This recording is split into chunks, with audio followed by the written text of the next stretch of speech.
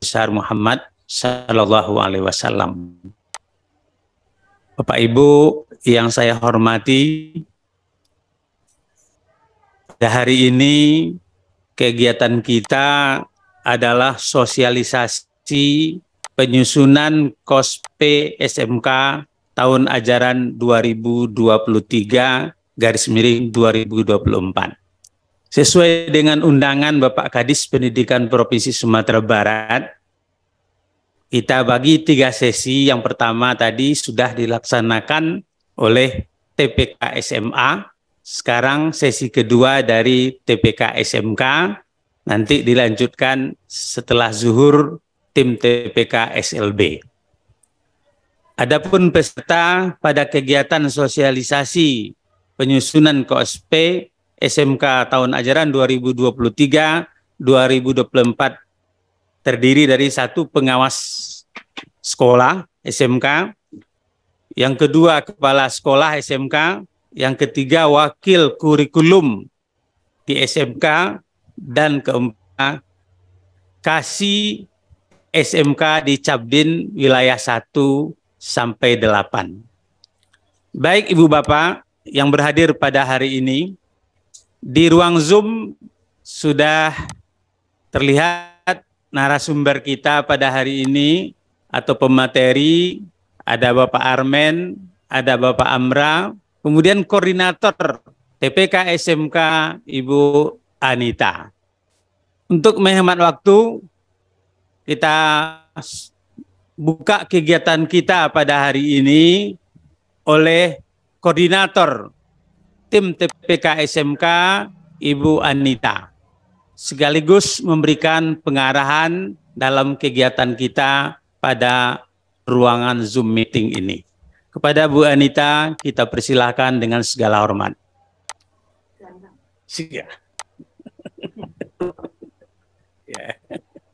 Terima kasih.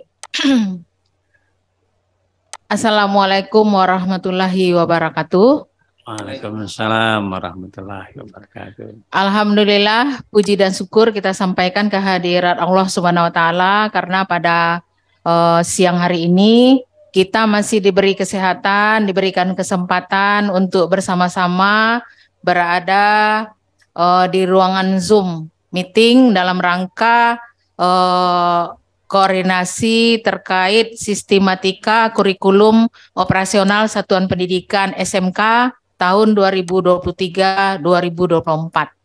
Tak lupa salawat beriring salam kita sampaikan kepada junjungan kita Nabi besar kita Muhammad SAW, yang syafaatnya selalu kita harapkan di yaumil masar kelak. Amin ya rabbal alamin.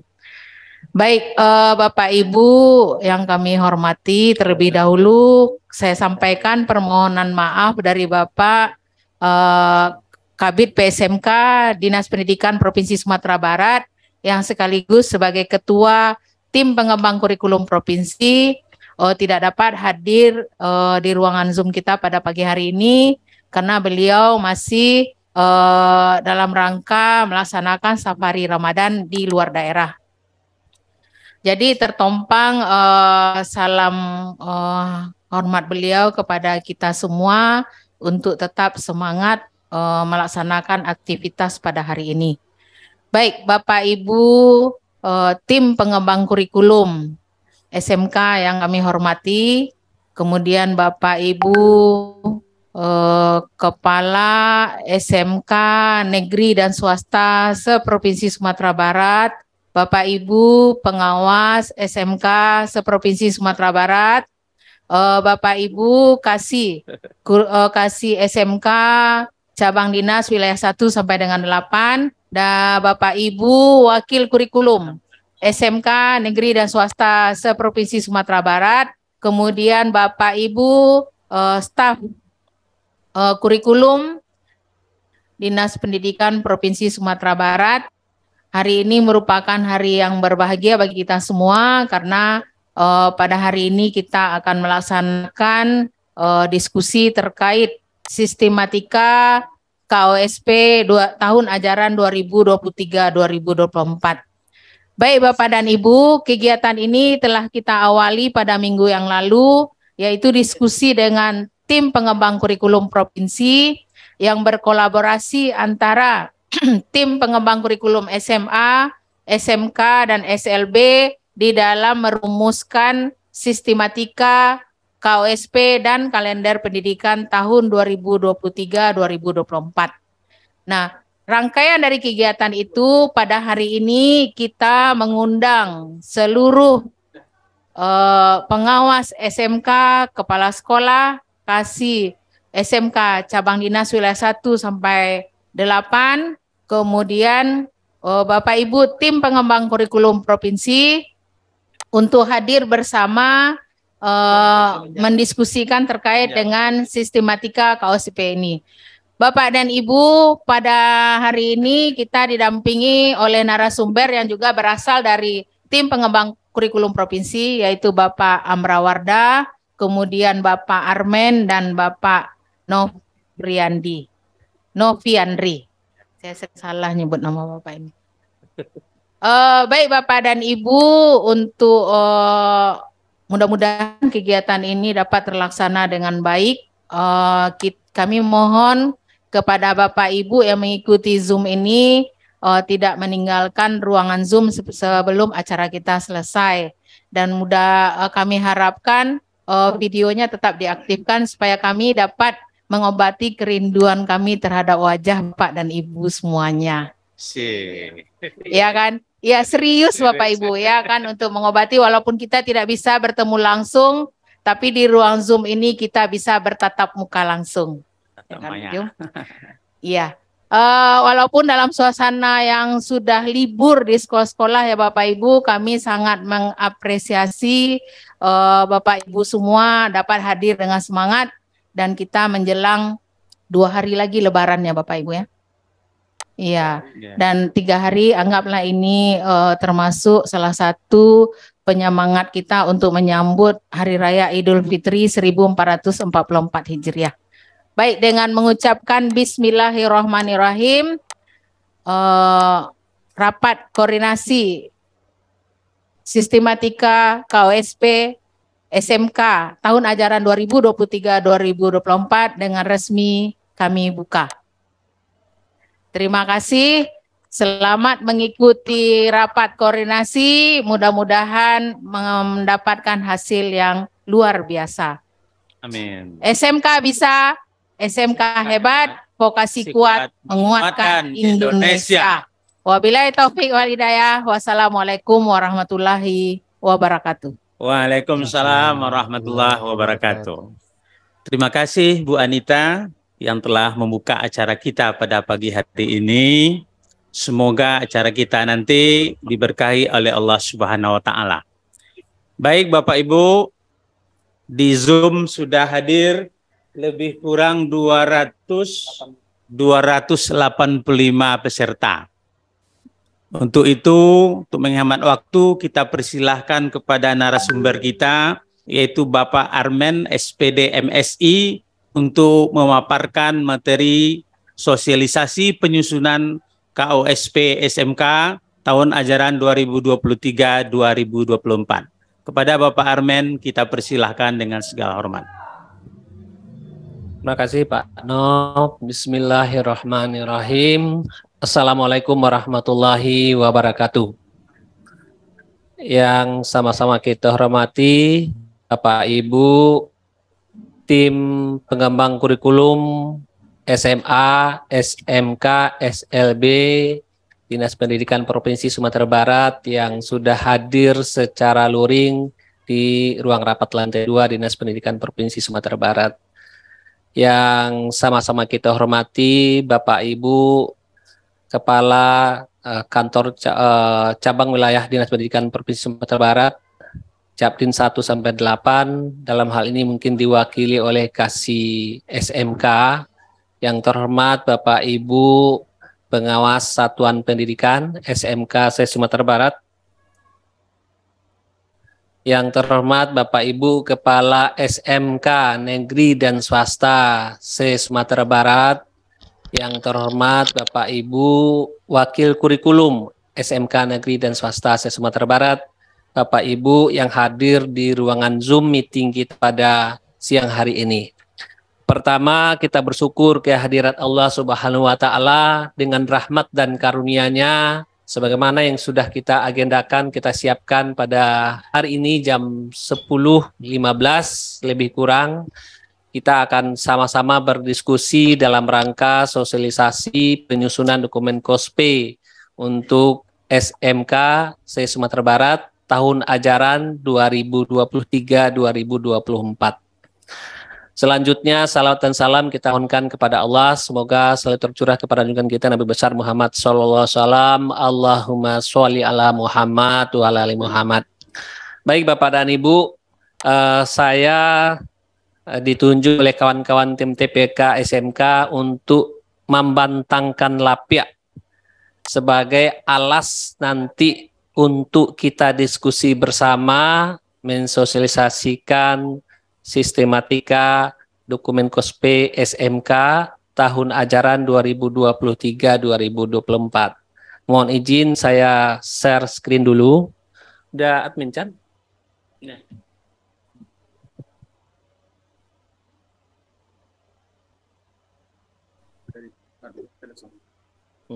Langsung dari Iya. Lebih handal kan?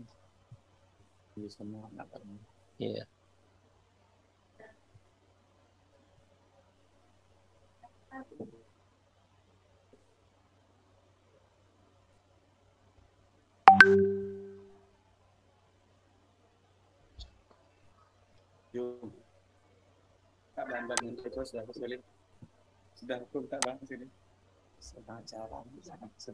Bapak Ibu, yang pertama kita lihat lini masa ini adalah rangkaian kegiatan penyusunan dokumen KOSPE baik untuk SMA, SMK, SLB. Tapi dalam konteks ini tentu fokus kita untuk SMK saja. Yang pertama, rakor tim TPK ini sudah kita laksanakan di tanggal 10 April 2023. Pada saat rakor kemarin, kita sudah menginformasikan kepada kawan-kawan tim TPK, baik SMA, SMK maupun SLB tentang revisi SK Gubernur tentang tim pengembang kurikulum provinsi.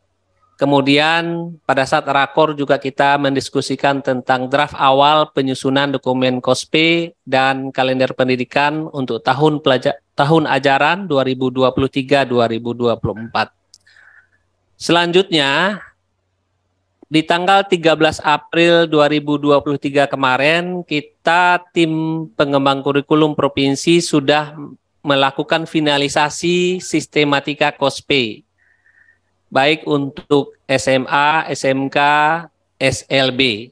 Namun untuk kalender pendidikan ini masih dalam proses sinkronisasi, harmonisasi dengan kabupaten kota, karena Bapak Kepala Dinas menginginkan kita mengawali tahun ajaran baru itu sama untuk pendidikan dasar dan menengah seluruh Sumatera Barat.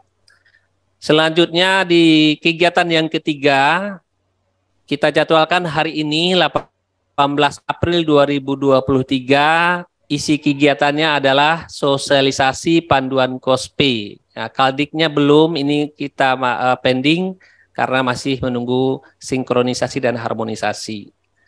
Kemudian Bapak dan Ibu, di bulan Mei nanti, insya Allah di tanggal 2 sampai 5 Mei, ini untuk SMK, akan ada lagi BIMTEK, penyusunan dokumen KOSPE SMK yang dilaksanakan secara luring. Jadi Bapak Ibu, sebelum BIMTEK luring, kita awali dengan sosialisasi melalui Zoom meeting ini. Kenapa? Karena media sosial Zoom ini media sosial sapu jagat. Siapapun, berapapun sekolah, itu bisa terakomodir.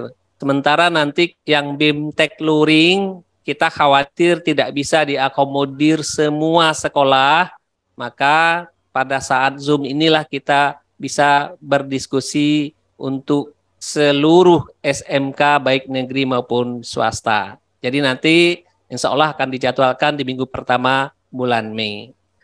Selanjutnya,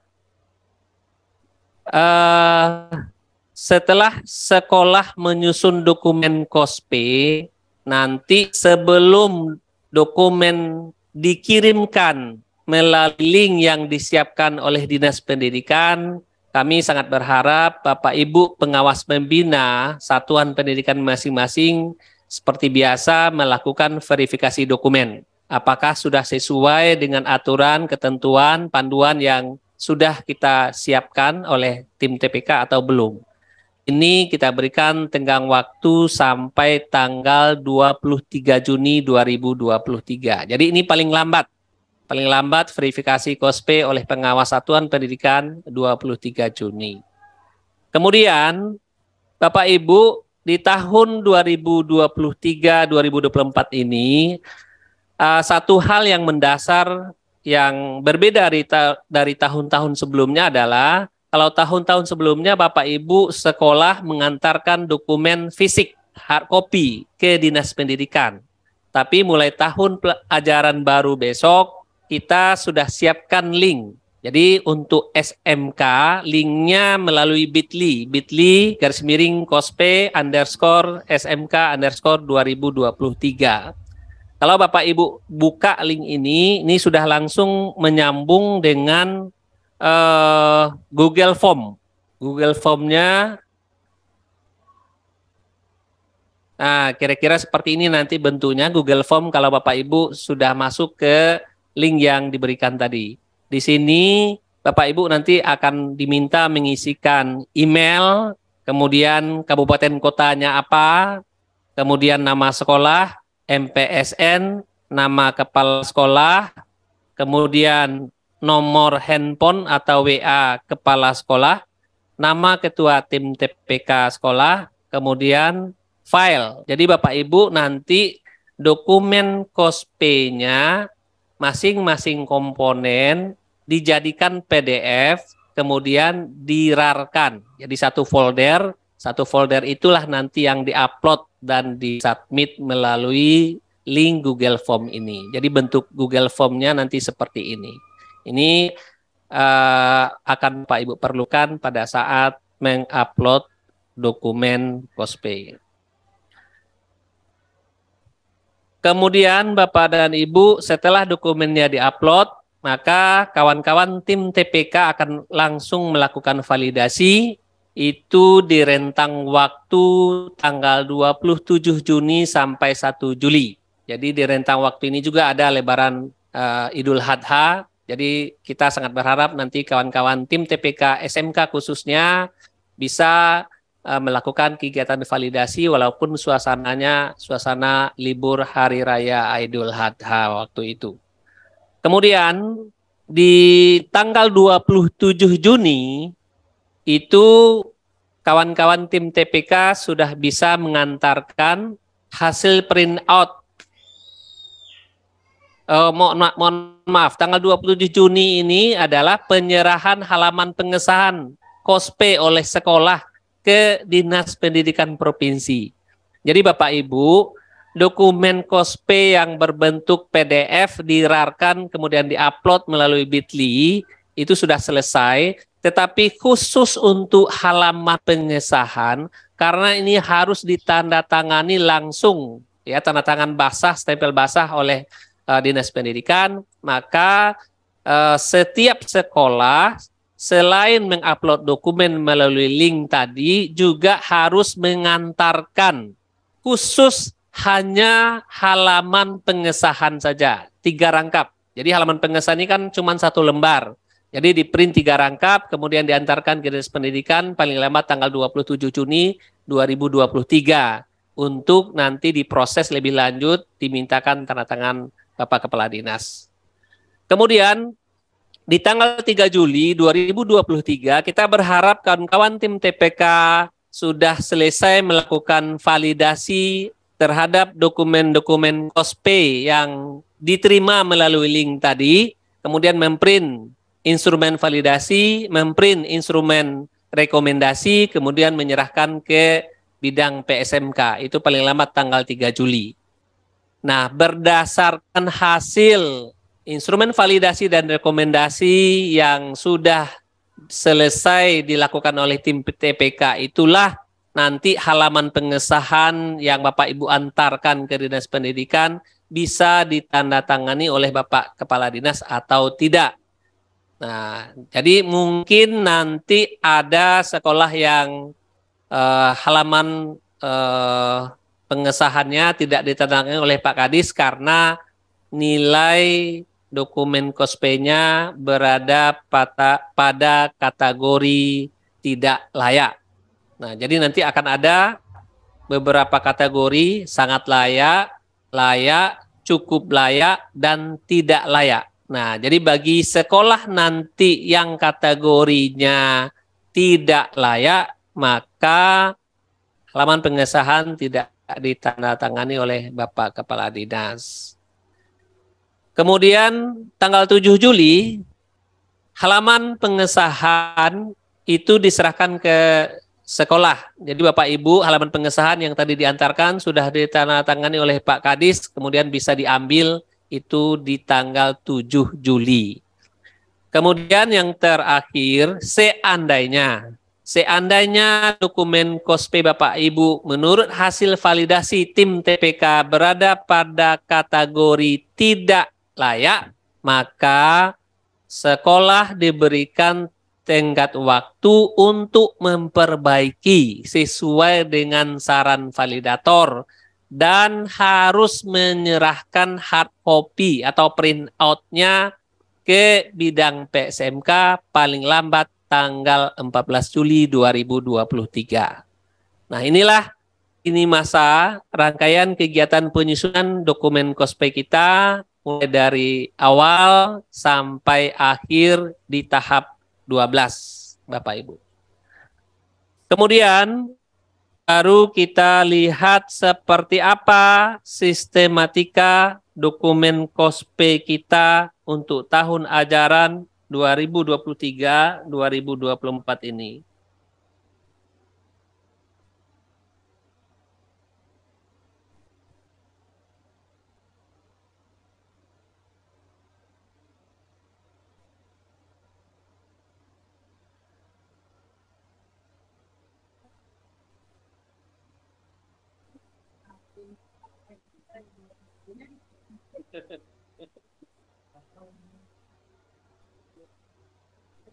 Baik Bapak Ibu, kita mulai melihat satu-satu sistematika penyusunan dokumen operasional satuan pendidikan untuk tahun ajaran 2023-2024.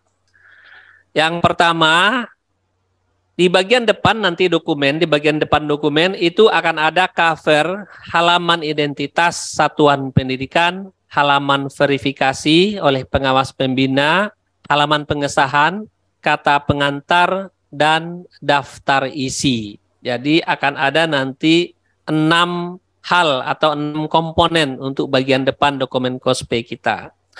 Kita lihat satu-satu Bapak dan Ibu. Untuk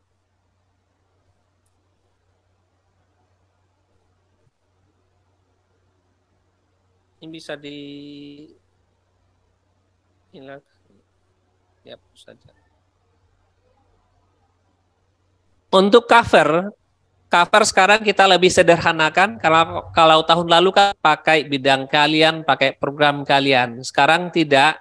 Jadi yang nama cover itu ya memang poin-poin pentingnya saja. Satu, paling atas ada lambang satuan pendidikan. Itu kita taruh paling atas di tengah. Ya.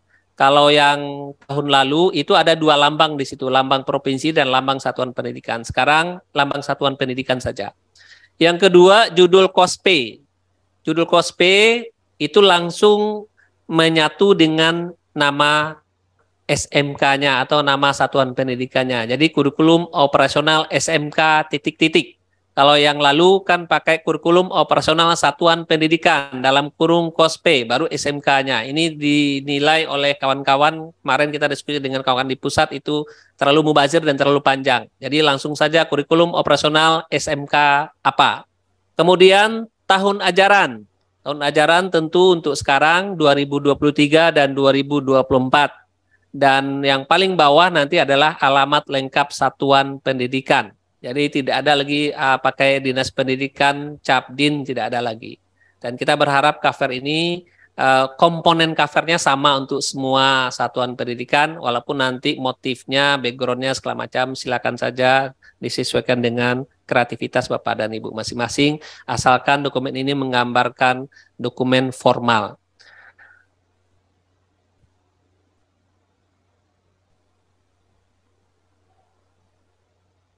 Yang berikutnya adalah halaman identitas. Halaman identitas ada 10 poin, 10 hal yang harus dimasukkan ke halaman identitas. Yang pertama, nama dan alamat lengkap sekolah, MPSN, nomor telepon, fax, web, email sekolah, bidang keahlian, program keahlian, konsentrasi keahlian bagi yang sudah ada kelas 11, kelas 12, atau kompetensi keahlian bagi yang masih menggunakan kurikulum 2013 nanti di kelas 11 dan kelas 12-nya. Kemudian nama kepala sekolah beserta nomor HP WA, nama ketua tim TPK beserta nomor HP WA, nilai akreditasi nilai akreditasi terakhir berbentuk angka, predikat dan tahun akreditasinya. Kemudian nilai KOSP atau KTSP tahun lalu, tahun pelajaran 2022-2023. Nilainya dalam bentuk angka dan predikat. Itu untuk halaman identitas. Untuk halaman verifikasi, itu sama dengan tahun lalu, mungkin hanya sedikit menghilangkan kata-kata satuan pendidikan di aksinya. Ini kita buatkan contoh, setelah dilakukan verifikasi, dokumen kurikulum operasional SMK ... program kalian apa. Jadi di sini kita masukkan program kaliannya. Tahun ajaran 2023-2024 dinyatakan layak untuk divalidasi oleh Dinas Pendidikan Provinsi Sumatera Barat. Tempat tanggal diverifikasi. Tadi di lini masa sudah dinyatakan verifikasi oleh pengawas satuan pendidikan paling lambat tanggal 23 Juni 2023. Kemudian ditutup dengan tanda tangan pengawas pembina. Ini untuk halaman verifikasi. Kemudian untuk halaman pengesahan, sama juga dengan tahun lalu, cuman merubah sedikit redaksi. Ini sebagai contoh, setelah memperhatikan dan mempertimbangkan saran dan masukan komite sekolah, maka dengan ini kurikulum operasional. Jadi tidak pakai lagi satuan pendidikan, langsung nama sekolahnya. Diikuti dengan program keahlian, kemudian disahkan untuk diberlakukan pada tahun ajaran 2023-2024. Jadi Bapak Ibu, sesuai dengan panduan kurikulum Merdeka, istilah tahun pelajaran yang sebelumnya kita gunakan sekarang diganti dengan tahun ajaran 2023-2024. Jadi kita mengikuti itu di panduan-panduan kurikulum Merdeka. Kemudian komponen yang kedua di halaman pengesahan ada menetapkan kepala sekolah, tanda tangan, stempel, kemudian mengetahui komite sekolah, tanda tangan, stempel, kemudian mengesahkan. Jadi kepala dinas itu mengesahkan.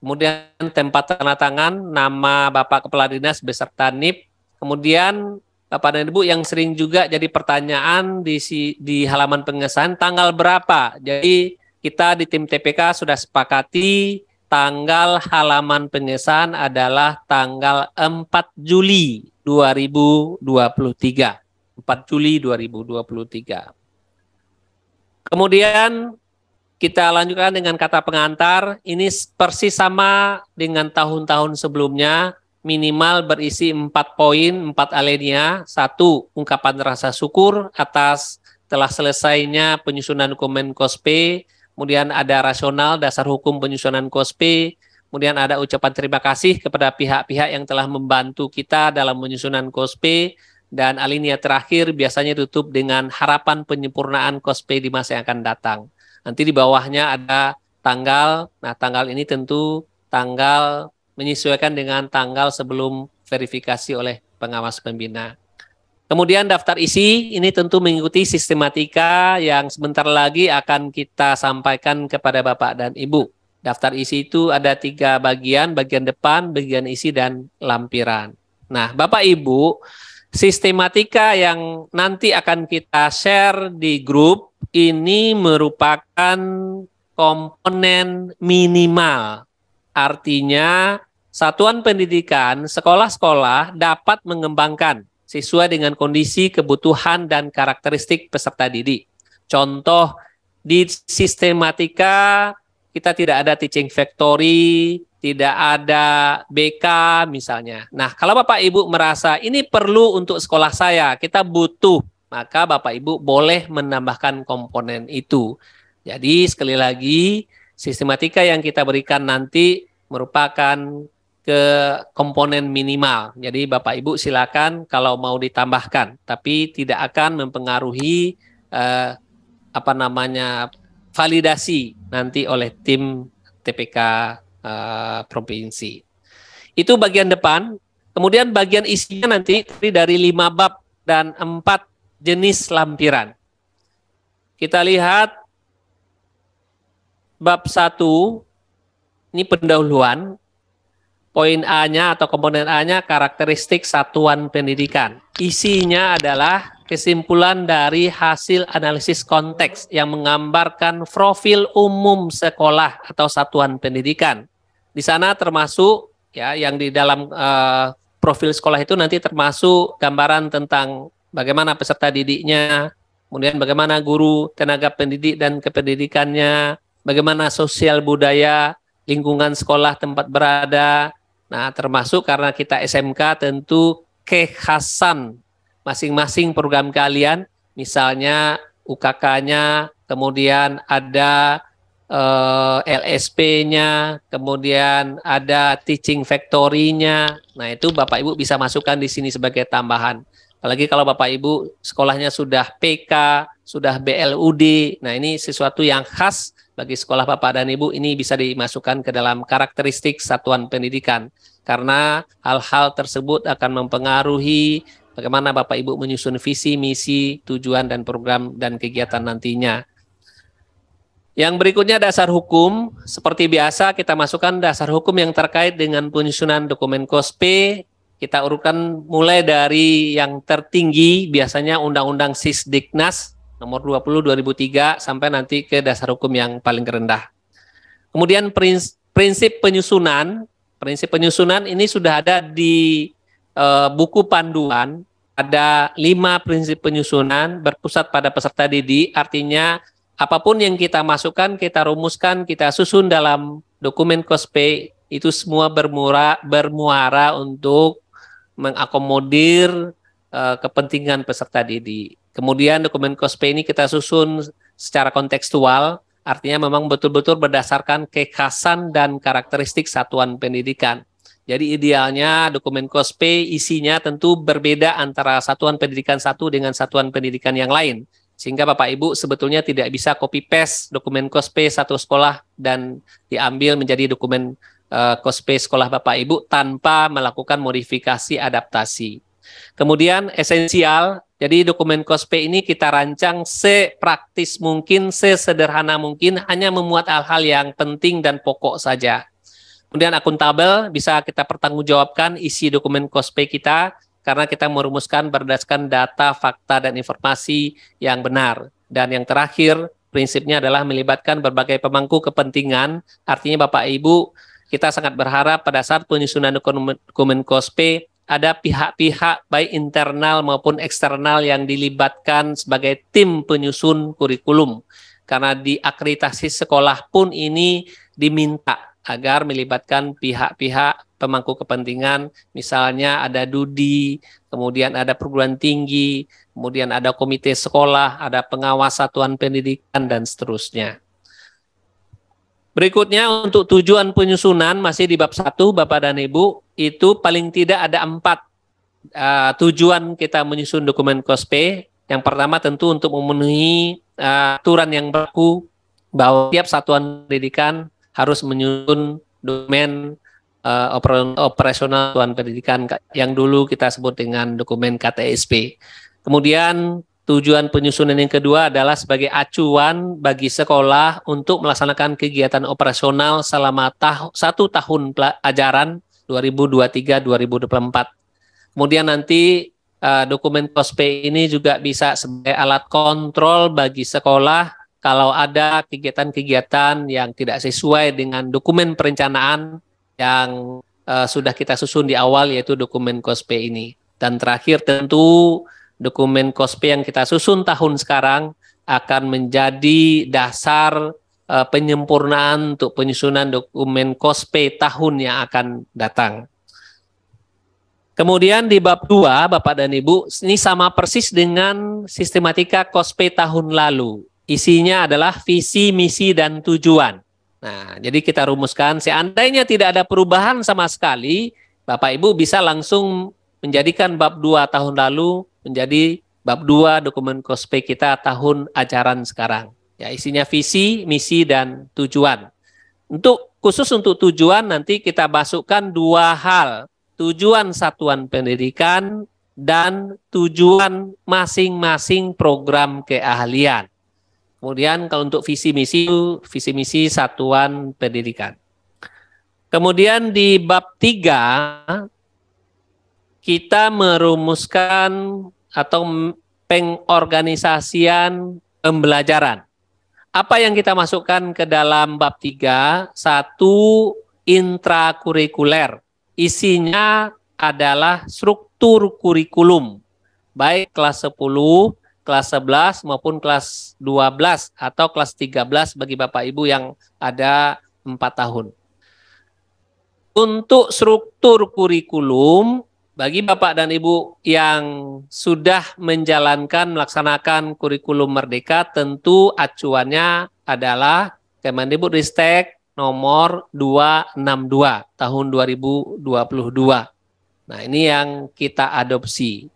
Kemudian bagi Bapak dan Ibu yang baru mulai melaksanakan kurikulum Merdeka di tahun 10 tahun pelajaran ini, maka tentu nanti di kelas 11 dan 12-nya yang dimasukkan struktur kurikulum 2013. Kemudian dilanjutkan dengan kegiatan PKL. Untuk mendeskripsikan kegiatan PKL, Bapak dan Ibu mempedomani Permendikbud nomor 50 tahun 2020 tentang PKL. Di sana sudah dimuat ada tujuan, ada penyelenggaraan, ada tahapan sampai kepada sertifikasi kompetensi. Ini yang kita masukkan ke dalam bab 3, pengorganisasian pembelajaran. Kemudian berikutnya ada kegiatan kokurikuler atau yang lebih kita kenal dengan istilah P5, proyek kreatif, penguatan proyek kreatif, dan memuat diantaranya adalah siapa tim fasilitatornya, siapa koordinator P5-nya, kemudian apa dimensi yang dipilih, tema, alokasi waktu, pengaturan jadwal, aktivitas kegiatan P5-nya, penyusunan modul P5, sampai kepada penyusunan instrumen asesmen, refleksi, dan tindak lanjut.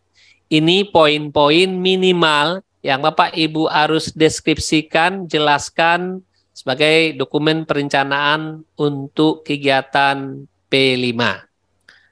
Kemudian yang berikutnya ekstrakurikuler, baik yang wajib maupun yang pilihan berdasarkan Permendikbud nomor 63 untuk yang ekskul wajib dan 62 untuk yang ekskul pilihan.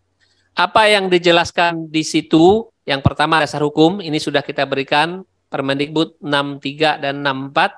Kemudian siapa instrukturnya untuk masing-masing bidang atau masing-masing cabang atau masing-masing kegiatan ekstrakurikulernya, apa bentuk kegiatannya, bagaimana kegiatan penilaiannya, dan bagaimana pelaporannya di dalam rapor. Ini yang kita rencanakan di dalam dokumen KOSPE kita bab 3 tentang ekstrakurikuler. Jadi Bapak dan Ibu, sebetulnya di bab 3 itu isinya hanya 3 bagian. 1, kegiatan yang berkaitan dengan intrakurikuler, isinya struktur kurikulum termasuk PKL. Kemudian yang kedua isinya adalah kokurikuler, yaitu kegiatan P5, mulai dari tim fasilitator sampai refleksi dan tindak lanjut. Kemudian kegiatan ekstrakurikuler, baik wajib maupun pilihan. Itulah isi dari bab 3, pengorganisasian pembelajaran. Kemudian kita masuk ke bab 4, perencanaan pembelajaran. Yang kita masukkan di situ adalah deskripsi tentang CP. CP kita untuk SMK dibagi atas dua. Satu untuk mata pelajaran umum, dua untuk mata pelajaran kejuruan. Bapak Ibu, yang kita minta, sekali lagi yang kita minta di sini hanya deskripsi mata pelajaran umum itu apa saja mata pelajarannya, di mana diambil CP-nya, berdasarkan dasar hukum apa, bukan CP-nya yang dimasukkan. Karena CP itu halamannya ada 1000 sekian lembar. Jadi kalau itu masuk sangat tidak mungkin. Jadi hanya deskripsi tentang apa mata pelajaran umum, apa mata pelajaran kejuruan, kemudian di mana diambil, apa dasar hukumnya. Kemudian begitu juga untuk TP dan ATP, ya, bukan alur tujuan pembelajaran gambar mulai dari TP1 sampai TP terakhir itu yang kita minta, tetapi apa yang dimaksud dengan TP, ATP, bagaimana menyusunnya, sehingga satu sekolah itu memiliki satu pola keseragaman dalam menyusun atau membuat TP dan ATP. Kemudian yang ketiga, yang kita masukkan lagi ke dalam dokumen perencanaan pembelajaran 4 adalah rencana pembelajaran. Jadi sesuai dengan Permendikbudristek nomor 16 tahun 2022 tentang standar proses, setiap guru wajib menyusun rencana pembelajaran. Jadi tidak ada berbunyi di Permendikbudristek 16 2022 itu apakah menyusun RPP atau modul ajar. Jadi berdasarkan informasi terbaru dari Puskurjar, sekolah diberikan keleluasaan menyusun dokumen rencana pembelajaran, apakah mau menyusun RPP atau mau menyusun modul ajar. Sesuai dengan pasal 4 Kemendikbudristek 16 2022, minimal komponen RPP dan minimal komponen rencana pembelajaran itu ada 3. Ya, tujuan pembelajaran, kemudian langkah-langkah atau kegiatan pembelajaran, dan penilaian pembelajaran. Itu minimal. Dan komponen minimal inilah yang nanti akan disusunkan menjadi instrumen validasi oleh kawan-kawan tim TPK. Artinya Bapak dan Ibu, kalau selama ini ada keluhan dari sekolah bahwa kawan-kawan guru banyak kesulitan menyusun modul ajar dengan komponen yang sangat banyak, complicated. Nah, sekarang kita tegaskan bahwa untuk rencana pembelajaran, Bapak Ibu boleh pilih, mau pilih RPP 1 lembar yang selama ini kita kenal, ya, dengan 3 komponen saja, atau menyusun modul ajar juga minimal boleh 3 komponen saja. Kalau mau lengkap itu akan lebih baik, tapi sekali lagi untuk kepentingan validasi kita mendasarkan kepada Permendikbudristek nomor 16 minimal memuat 3 komponen. Nah, sekali lagi kita tidak minta RPP dan MA-nya di sini, tetapi bagaimana Bapak Ibu menyusun RPP dan MA, apa komponen yang ada di dalam, dan tentu kita ingin keseragaman satu sekolah. Berikutnya, yang kita masukkan ke dalam bab 4 perencanaan pembelajaran adalah peraturan akademik.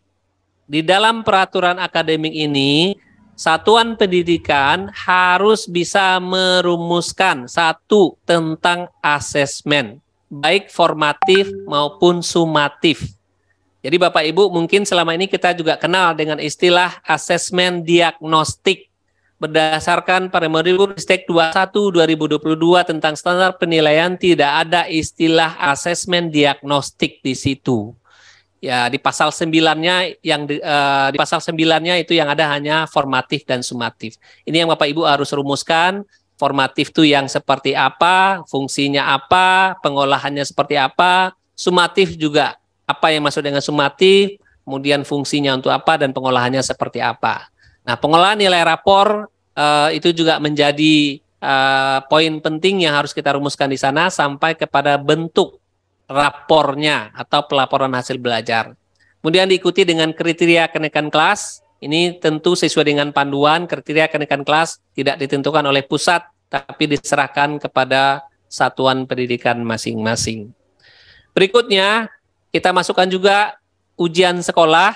Jadi syarat pesertanya apa, instrumen soal dan pengolahan nilainya seperti apa, waktu dan moda pelaksanaannya seperti apa. Kemudian untuk UKK, syarat pesertanya apa, waktu dan model pelaksanaannya seperti apa. Sebagaimana yang kita ketahui, UKK itu kan ada beberapa macam model, bisa dengan industri atau asosiasi, bisa dengan LSP, bisa dengan UKK mandiri yang soalnya sudah diberikan dari pusat. Kemudian untuk UKK juga diminta kita merumuskan standar kelulusan. Kalau di panduan UKK yang dinyatakan lulus itu apabila seorang peserta didik mendapatkan nilai 70 minimal, kemudian untuk mendapatkan sertifikat harus mendapatkan nilai 80. Nah, ini berkaitan dengan sertifikat kompetensinya nanti. Yang berikutnya masih peraturan akademik. Kita minta sekolah untuk merumuskan kriteria kelulusan dari satuan pendidikan. Karena inilah yang akan menjadi pegangan bagi sekolah ketika rapat kelulusan nanti. Tentu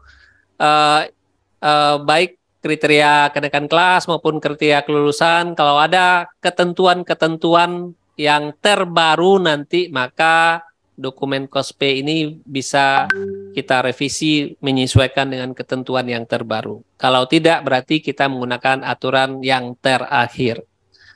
Kemudian masih di bab 4 perencanaan pembelajaran, ini komponen terakhir adalah kalender pendidikan. Ini sama persis dengan tahun lalu, kita masukkan awal tahun pelajaran, kemudian minggu belajar efektifnya berapa minggu, kita hitung per bulannya, per semester. Kita tetapkan kapan waktu libur, baik libur keagamaan, kemudian libur nasional, maupun libur-libur sekolah. Kemudian kita minta disiapkan atau dilampirkan, dibuatkan matrik kalender. Kalau yang kemarin kita minta hanya satu saja, matrik kalender satuan pendidikan, sekarang kita minta 2. Matrik kalender dinas pendidikan yang sudah kita susun, tapi belum difinalisasi, belum ditandatangani oleh Pak Kadis. Dan satu lagi nanti Bapak Ibu harus melampirkan juga matrik kalender satuan pendidikan yang Bapak Ibu susun berdasarkan matrik kalender dinas pendidikan. Mudah-mudahan ini bisa segera kita siapkan sehingga Bapak Ibu tidak terkendala ketika menyusun bab 4 komponen kalender pendidikan. Kemudian bab terakhir, bab 5, ini ada evaluasi pendampingan dan pengembangan profesional. Ada 2 hal penting di situ yang Bapak Ibu harus deskripsikan. Yang pertama, evaluasi pembelajaran dan KOSPE. Artinya Bapak dan Ibu, tim internal sekolah dengan bantuan pengawas pembinanya harus melakukan evaluasi kegiatan pembelajaran tahun pelajaran sebelumnya, termasuk mengevaluasi implementasi KOSPE tahun lalu.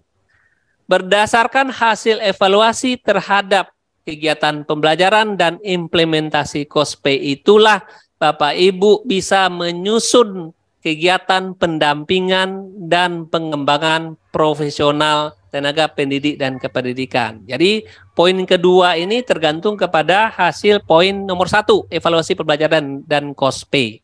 Jadi pendampingan itu bisa bentuknya nanti coaching, bisa mentoring, bisa pelatihan. Nah, nanti bentuk kegiatannya bisa macam-macam, bisa MGMP, bisa karya tulis, karya ilmiah, studi tiru, dan seterusnya. Kemudian Bapak Ibu, ada 4 dokumen lampiran nanti yang akan menyertai dokumen KOSPE ini. Yang pertama adalah kita minta SK tim TPK lengkap dengan huraian tugas dan action plan atau rencana kerja. Ini sudah biasa kita minta. Mudah-mudahan Bapak Ibu di sekolah sudah menyiapkan SK-nya yang terbaru.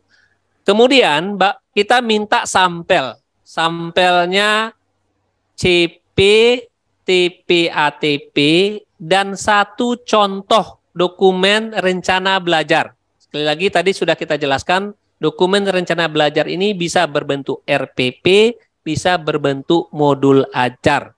Untuk mata pelajaran umum, fase E dan fase F, dengan mapel berbeda. Jadi untuk mapel umum fase E harus berbeda dengan mapel umum fase F. Kita minta analisis CP-nya, TP-ATP-nya, dan 1 contoh RPP atau modul ajarnya. Jadi akan ada nanti 2 dokumen, satu fase E dan satu lagi fase F untuk mata pelajaran umum.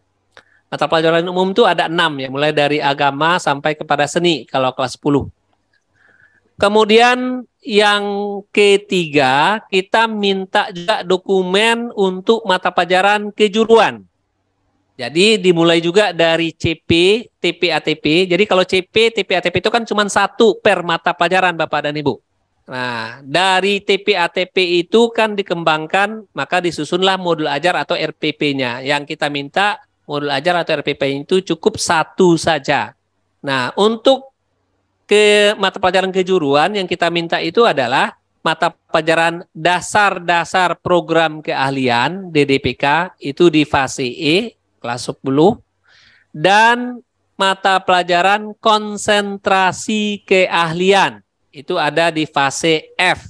Jadi itu yang kita minta CP, TP, ATP dan 1 contoh baik RPP atau modul ajarnya.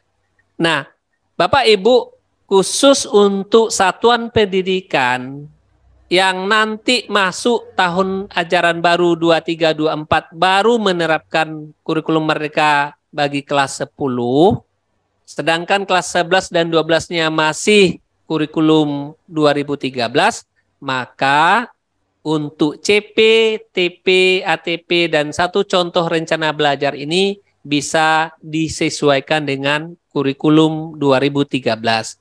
Artinya yang Bapak Ibu lampirkan nanti untuk kelas 11 dan 12 yang masih menggunakan kurikulum 2013 adalah silabus dan RPP-nya.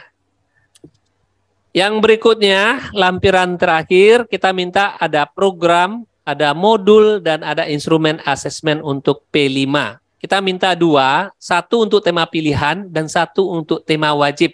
Terserah mau di kelas berapa, mau di kelas 10, kelas 11, atau kelas 12. Yang penting 1 tema pilihan dan 1 tema wajib. Kemudian itulah batang tubuh dari struktur sistematika KOSPE kita, mulai dari bagian depan, isi, dan lampiran. Sekarang beberapa poin yang perlu kita pahami juga ketika menyusun dokumen KOSPE ini Bapak dan Ibu.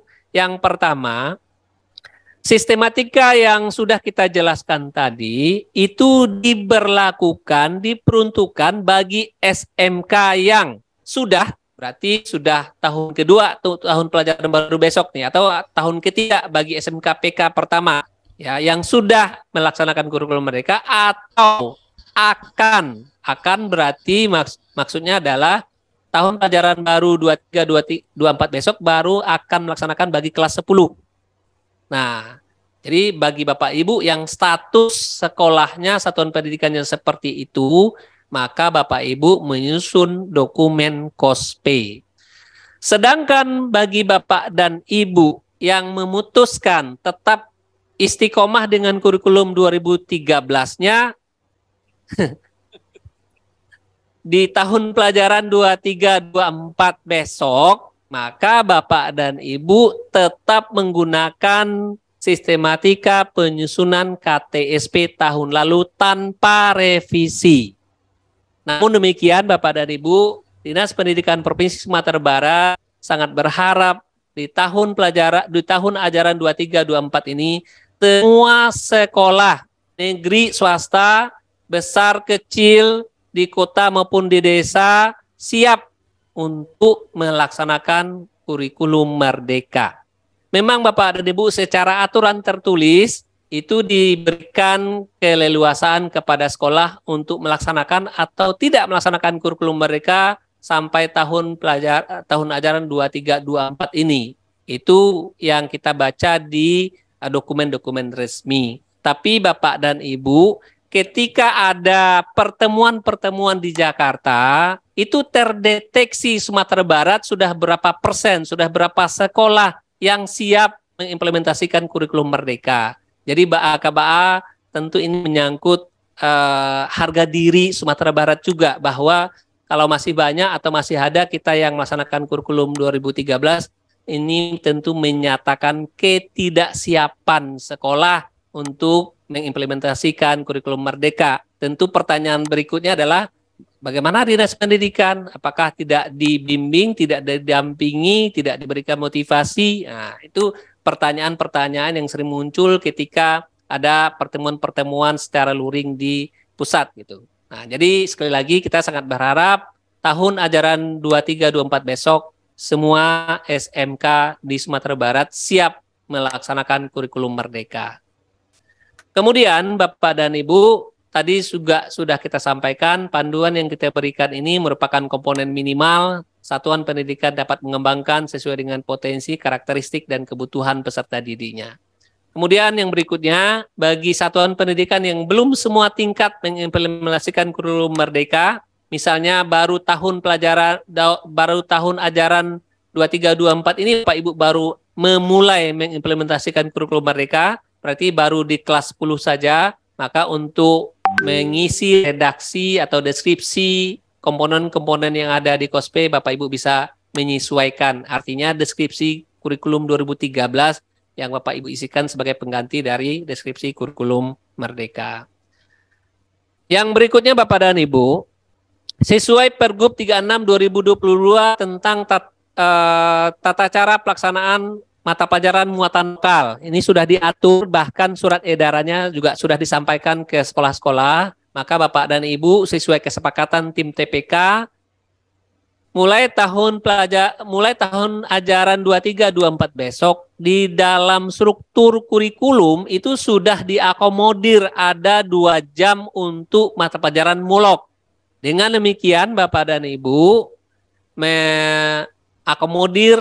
mematuhi Pergub 36 2022 tentang mulok, maka di dalam struktur kurikulum kelas 10 dan kelas 11 Bapak Ibu sudah harus memasukkan mata pelajaran Keminangkabawan sebagai muloknya. Walaupun mungkin di Dapodik mata pelajaran ini belum diakui jamnya, ya. Walaupun di sana sudah disiapkan jamnya 2 jam.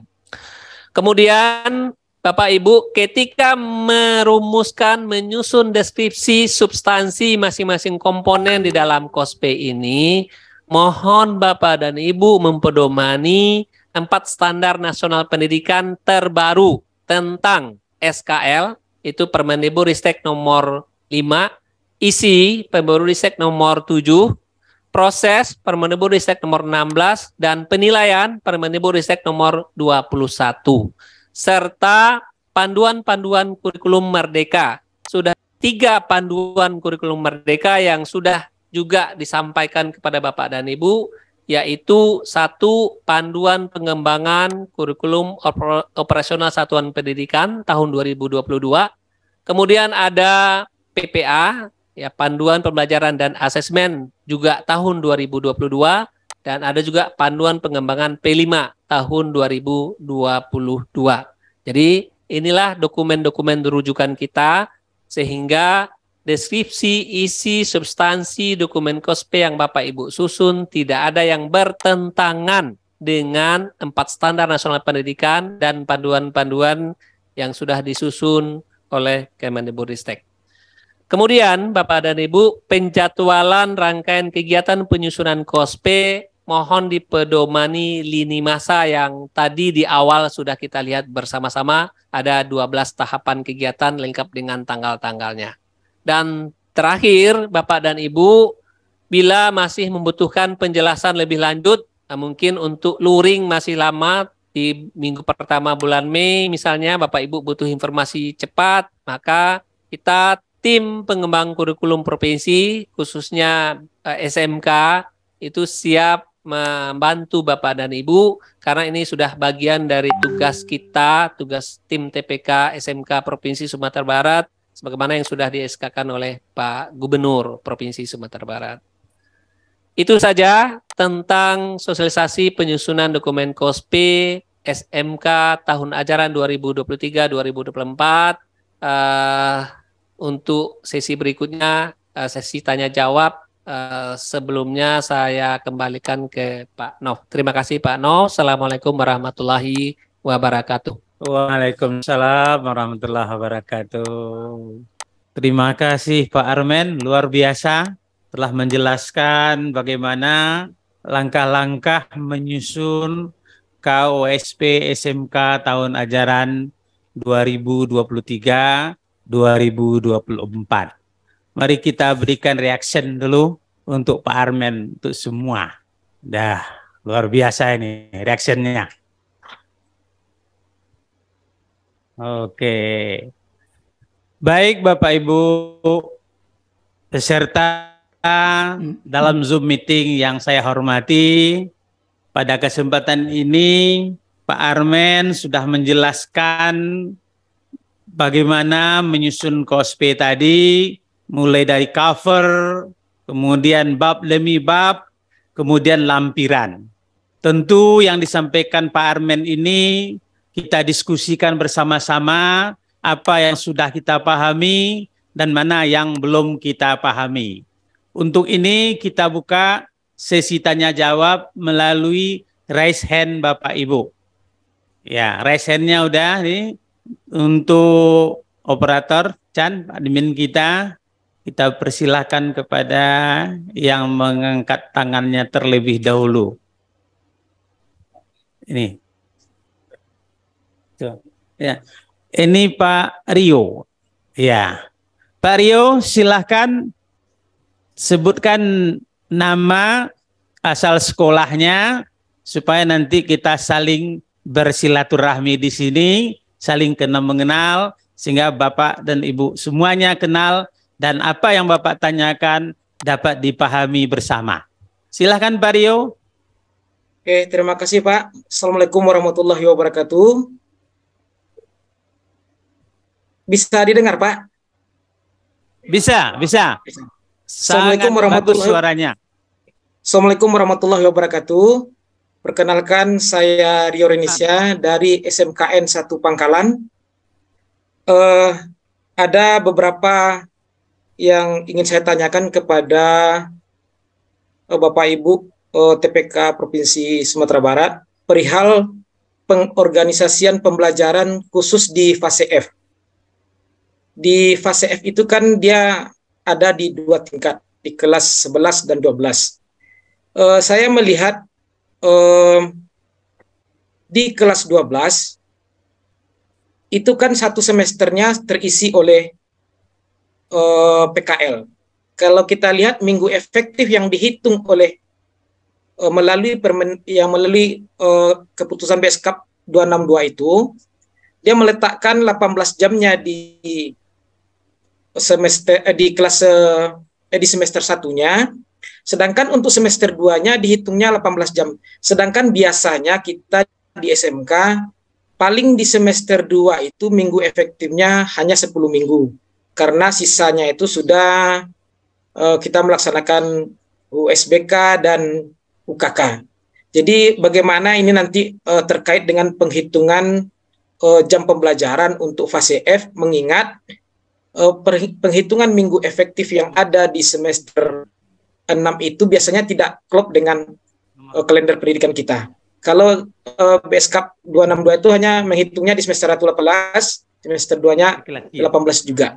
Jadi bagaimana ini nanti sekolah menanggapinya, apakah kita tetap membagi dengan 18 jam itu atau menyesuaikan saja terhadap pencapaian tujuan pembelajaran. Demikian sementara dulu Pak. Terima kasih banyak. Assalamualaikum warahmatullahi wabarakatuh.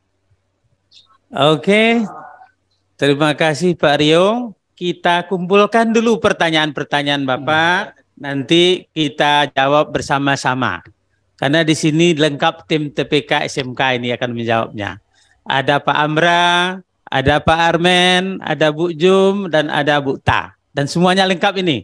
Nah, jadi ini kan kita bahas bersama-sama nanti, dan Pak Anof juga, dan koordinator Ibu Anita ada. Ya, ini semuanya tim SMK hebat ada di sini, Bapak Ibu.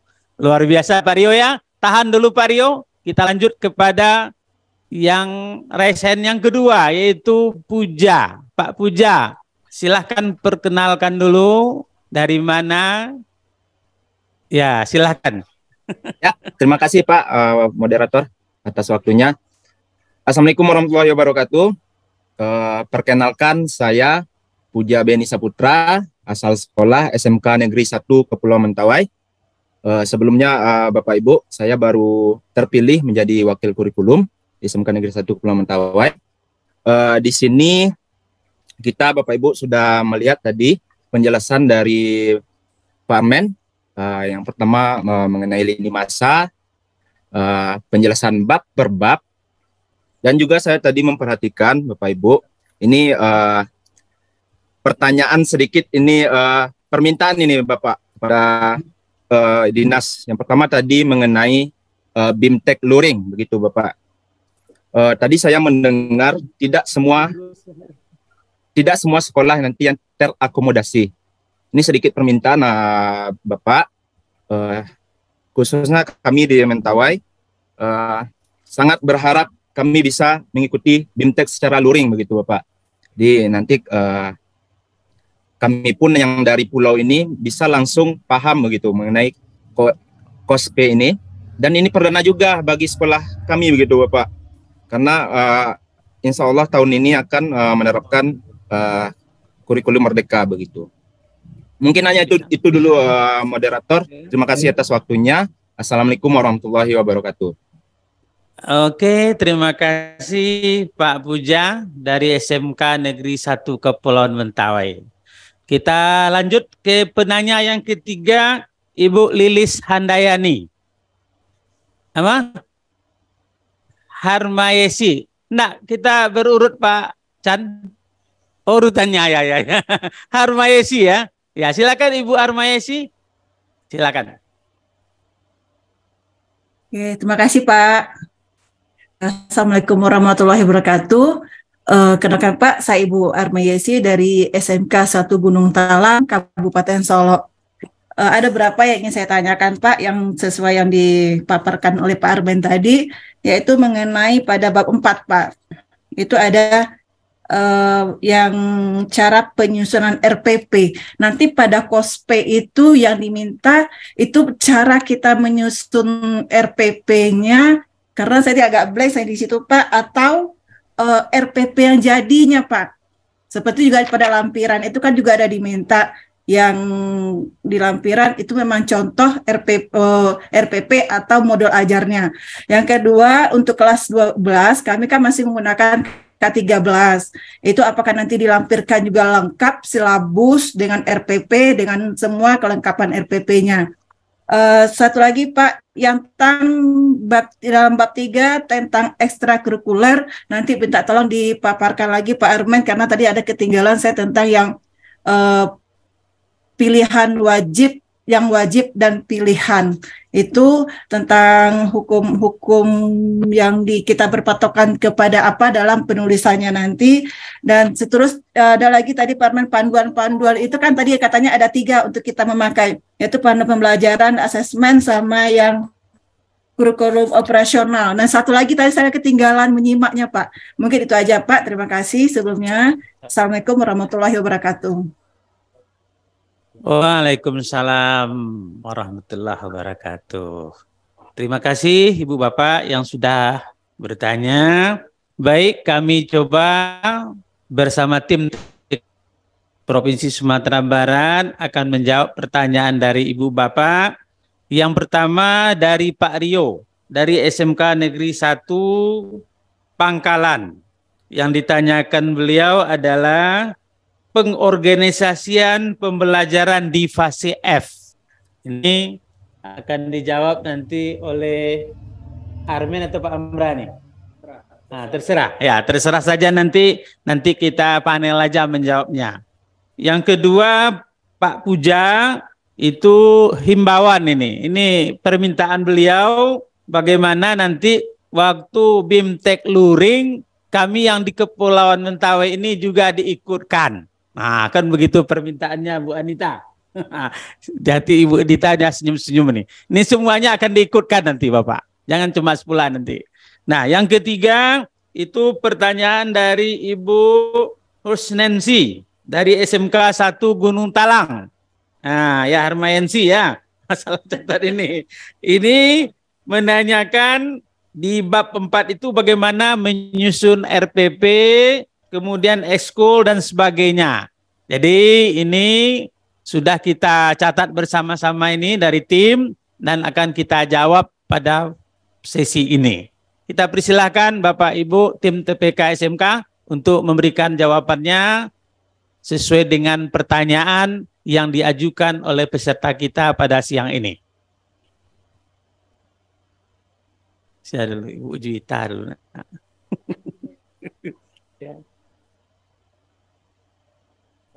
Ya, silakan. Ya, silakan.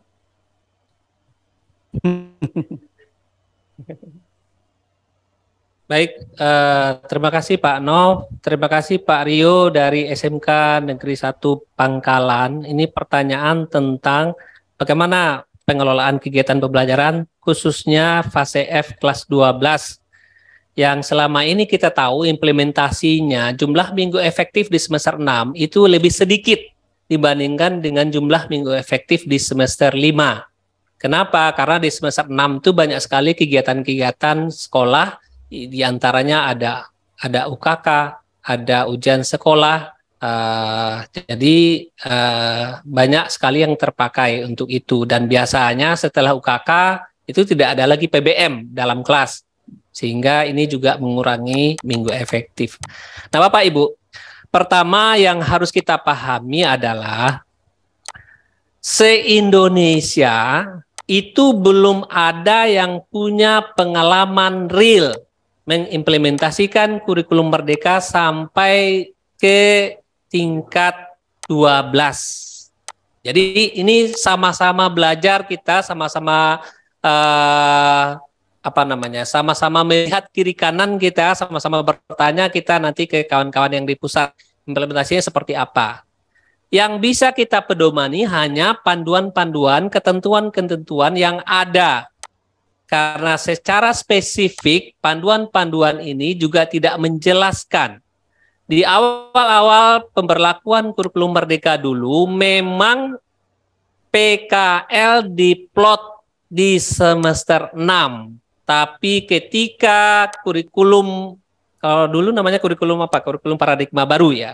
Sekarang baru. Ketika namanya berubah menjadi kurikulum Merdeka dan diresmikan untuk diuji cobakan di SMKPK dan di sekolah-sekolah yang melaksanakan secara mandiri, tidak ada lagi berbunyi ketentuan PKL itu harus di semester 6. Kalau kita lihat seperti yang saya tayangkan, ini adalah Kemendikbudristek 262/2022 tentang pedoman implementasi kurikulum ini ya, khusus untuk SMK ini di kelas 12. Seperti yang Pak Rio tadi sampaikan, pusat itu hanya membagi menjadi 18 minggu untuk kegiatan PBM, 18 minggu untuk kegiatan PKL. Itu yang paling atas. Dengan asumsi 1 jamnya 45 menit. Total minggu 1 tahun itu adalah 36. Nah, kalau kita lihat di bagian bawahnya, itu ada PKL, jumlah jamnya 792. 792 ini setara dengan 18 minggu. Nah, 18 minggunya ini diserahkan kepada kita mau dilaksanakan di semester 5 atau di semester 6 sesuai dengan kesiapan dan kondisi satuan pendidikan. Dulu diplot di semester 6, khawatirnya se-Indonesia peserta didik turun di semester 6 untuk PKL, maka ini sangat tidak mungkin. Makanya sekarang di penjelasannya hanya berbunyi praktek kerja lapangan dilaksanakan sekurang-kurangnya selama 6 bulan di kelas 12. Kalau informasi lisannya, penjelasan lebih lanjutnya, boleh di semester 5, boleh di semester 6. Nah Bapak Ibu, sekali lagi saya tidak berani memastikan seperti apa nanti di Dapodiknya mengentrikan, tapi kita sama-sama tunggu saja. Informasi dari pusat, pokoknya sekolah, guru-guru tidak akan ada yang dirugikan dengan implementasi kurikulum Merdeka ini. Jadi mungkin di semester baru besok kita akan mengalami secara langsung implementasi PKL 1 semester di semester 5 atau di semester 6 nih. Kemudian informasi tambahannya, kalau seandainya PKL diplot di semester 5, 1 semester full, tidak ada PBM mata pelajaran di situ, sehingga PBM mata pelajaran semester 5 yang 18 minggu itu pindah ke semester 6. Nah, permasalahannya tadi kan biasanya minggu efektif di semester 6 lebih sedikit. Nah, tentu ini sama-sama kita mencermati nanti. Kalau informasi lisan, sekali lagi ini informasi lisan dari kegiatan-kegiatan tatap muka yang kita ikuti. Kalau PKL diplot di semester 5, berarti kegiatan-kegiatan ujian sekolah, UKK, dan lain-lain tetap di semester 6 seperti selama ini kita laksanakan. Kalau PKL di semester 6, berarti ujian-ujian itu bisa ditarik ke semester 5. Nah, terkhusus untuk UKK berdasarkan Permendikbud 50/2020 itu disarankan satuan pendidikan melaksanakan di akhir kegiatan PKL. Jadi ketika PKL selesai, harapannya peserta didik mengikuti uji kompetensi di tempat dia melaksanakan PKL. Sehingga nanti ketika anak atau peserta didik kita kembali ke sekolah, dia mendapatkan 2 sertifikat. 1 sertifikat keikutsertaan sebagai peserta PKL, 2 sertifikat yang menandakan dia sudah kompeten untuk bidang pekerjaan atau kompetensi-kompetensi yang dia kerjakan selama kegiatan PKL di DUDI atau di asosiasi tersebut. Nah, itu penjelasannya Pak Rio. Sekali lagi, teknis pastinya kita tunggu nanti, karena di Juli ini tentu ada sekolah-sekolah yang melaksanakan di semester 5 PKL-nya, ada juga yang di semester 6, sambil menunggu juknis lebih lanjutnya.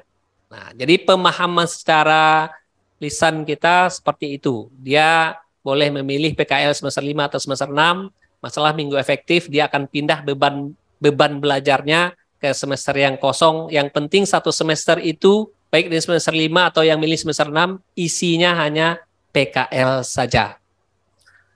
Kemudian yang berkaitan dengan pertanyaan Pak Puja, nanti Bu Anita yang akan jawab.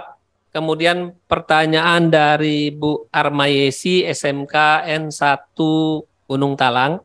Bab 4, di situ ada poinnya atau komponennya cara perencanaan pembelajaran ya.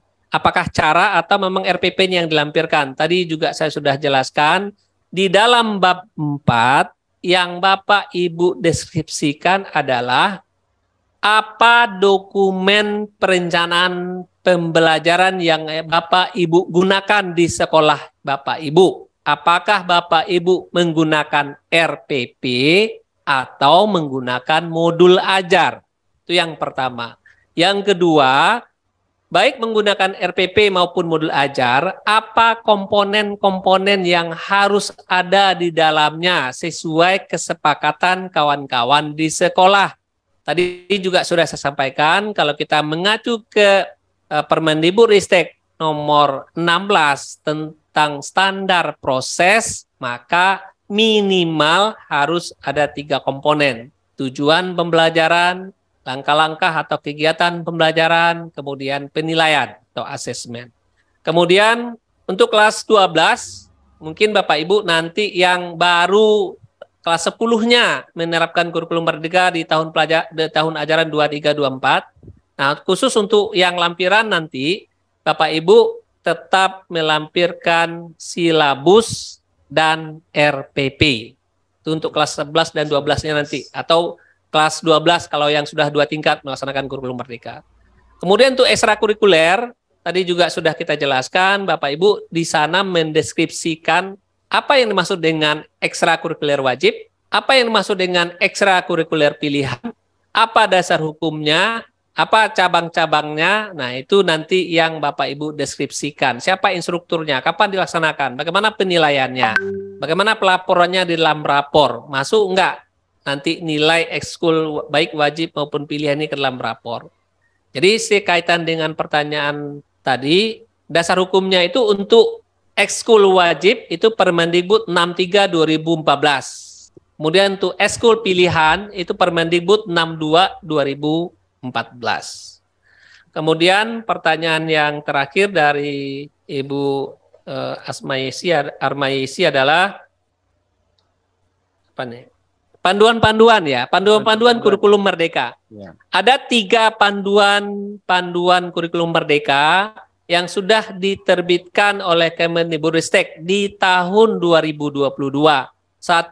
Panduan pengembangan kurikulum operasional satuan pendidikan (KOSP). 2. Panduan pembelajaran dan asesmen, kita singkat dengan PPA, juga tahun 2022. Jangan ambil yang 2021 karena ada perbedaan substansinya di dalam. Kemudian yang ketiga ada panduan pengembangan profil Pancasila atau P5. Jadi 3 panduan ini di samping tadi ada 4 standar nasional pendidikan yang Bapak Ibu harus pedomani dalam merumuskan, mendeskripsikan substansi isi dari dokumen KOSP-nya. Itu untuk sementara. Kalau ada tambahan dari kawan-kawan tim TPK yang lain, khusus untuk pertanyaan kedua dari Pak Puja, nanti khusus Bu Anita yang akan menjawab. Terima kasih, saya kembalikan kepada Pak Nop. Baik, Pak Arman sudah menjelaskan tentang pertanyaan-pertanyaan yang diberikan oleh bapak-bapak atau ibu-ibu dari peserta Zoom kita pada siang ini.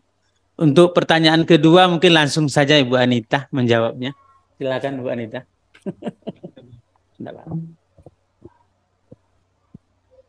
Baik, terima kasih Pak Nov. Ini untuk Pak Puja dari SMK Negeri 1 Kepulauan Mentawai. Mana Pak Puja ya? Pak Puja. Ya, Bapak, untuk Bapak ketahui bahwa Kepulauan Mentawai merupakan salah satu dari 19 kabupaten kota di Provinsi Sumatera Barat yang selalu kami prioritaskan untuk mendapatkan BIMTEK. Ya Pak Puja ya. Nah, dasar pertimbangannya pada tahun lalu kami mengadakan beberapa angkatan kegiatan BIMTEK. Kendalanya mungkin nanti sudah KOSP apa ya? Ya, Pak Puja. Jadi BIMTEK ini nanti ditujukan kepada SMK-SMK kita yang sudah KOSP. Karena BIMTEK KOSP. Jadi mungkin nanti kalau belum mulai untuk KOSP ya. Karena tahun lalu kami ikutkan ternyata masih setia dengan KTSP. Nah, istiqomah dengan KTSP. Jadi jangan ragu ya Pak Puja ya, Kepulauan Mentawai tetap kami prioritaskan untuk mengikuti kegiatan-kegiatan yang dilaksanakan oleh Dinas Pendidikan Provinsi Sumatera Barat. Terima kasih. Terima kasih Bu Anita, terima kasih Pak Puja. Sudah diakomodir oleh Ibu Anita. Jadi yang penting sekolah Bapak sudah melaksanakan kurikulum merdeka, kan begitu. Kalau KTSP tentu Bapak belum diikutkan nanti. Baik, kita masuk kepada pertanyaan berikutnya, Pak Chan. Silakan tayangkan, itu dari Pak Doni, SMK 5 Padang. Bu Lilis. Bu Lilis dulu. Ya, Bu Lilis dari SMK 3 Sijunjung. Silakan Bu Lilis. Terima kasih Bapak atas kesempatannya. Assalamualaikum warahmatullahi wabarakatuh. Saya dari SMK Negeri 3 Sijunjung. Ada pertanyaan yang kami tahun kedua ya untuk kurikulum merdeka ini. Yang saya tanyakan nanti untuk mapel konsentrasi keahlian, di situ ada mapel pilihan. Nah, itu saya belum terlalu paham pilihannya itu seperti apa. Apakah pilihannya itu bisa antar konsentrasi keahlian yang sangat berbeda, misalnya otomotif dengan keuangan, atau hanya antara keuangan saja, misalnya akuntansi dan keuangan lembaga, kan ada akuntansi dan perbankan di sekolah kami. Nah, itu yang kami tanyakan. Jadi saya pribadi belum paham mengenai mapel dalam konsentrasi keahlian di kelas 11. Dengar-dengar katanya memang jamnya itu berkurang ya dari mapel yang ada di kurikulum 2013. Itu saja, terima kasih. Assalamualaikum warahmatullahi wabarakatuh. Waalaikumsalam. Terima kasih Bu Lilis. Silahkan Yang berikutnya Ibu Desi dari SMK Semen Padang. Ya Bu Desi, silakan Bu Desi. Iya Pak, terima kasih Pak. Assalamualaikum warahmatullahi wabarakatuh. Perkenalkan saya Ibu Desi dari SMK Semen Padang Pak.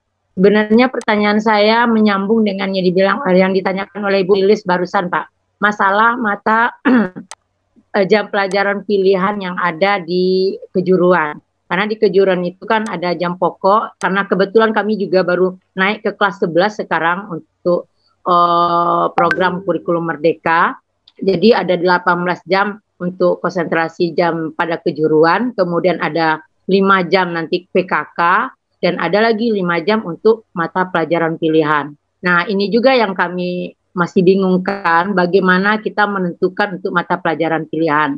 Kemudian juga kalau kita lihat tentang di dalam undang-undangnya, bahwasanya kan kita tentu ada bagaimana prinsip kita, apakah betul seidealis itu menentukan bahwasanya pilihan itu sesuai dengan keinginan siswa, kan gitu. Ada nanti bimbingan dari BK-nya atau apa keinginan mereka atau bagaimana. Kadang-kadang kan sekolah belum menyanggupi seperti itu Pak. Atau boleh apa bisa kita patok misalnya ada 3 mata pelajaran pilihan. Apakah itu menyangkut pelajaran umum atau kejuruan ataupun mungkin mata pelajaran yang silang dengan mata kejuruan yang lain gitu. Karena ini masih kami bingungkan juga tentang untuk menentukan mata pelajaran pilihannya. Dan mungkin juga salah satunya apakah boleh Pak dari 5 jam itu misalnya kita kebetulan juga ada guru bahasa Jepang, kita berdayakan potensi bahasa Jepang itu 2 jam misalnya seperti itu Pak. Nanti 3 jam lagi untuk mata pelajaran pilihan yang lain. Ataukah mungkin idealisnya kita menentukan betul dari minat dan bakat dari siswa itu sendiri untuk menentukan mata pelajaran pilihan ini. Mungkin ini perlu sekali penuntunan kami atau pencerahan dari Bapak bagaimana kita menentukan konsep untuk mata pelajaran ini lebih lanjut Pak. Mungkin itu dulu Pak. Terima kasih. Assalamualaikum warahmatullahi wabarakatuh. Waalaikumsalam warahmatullahi wabarakatuh.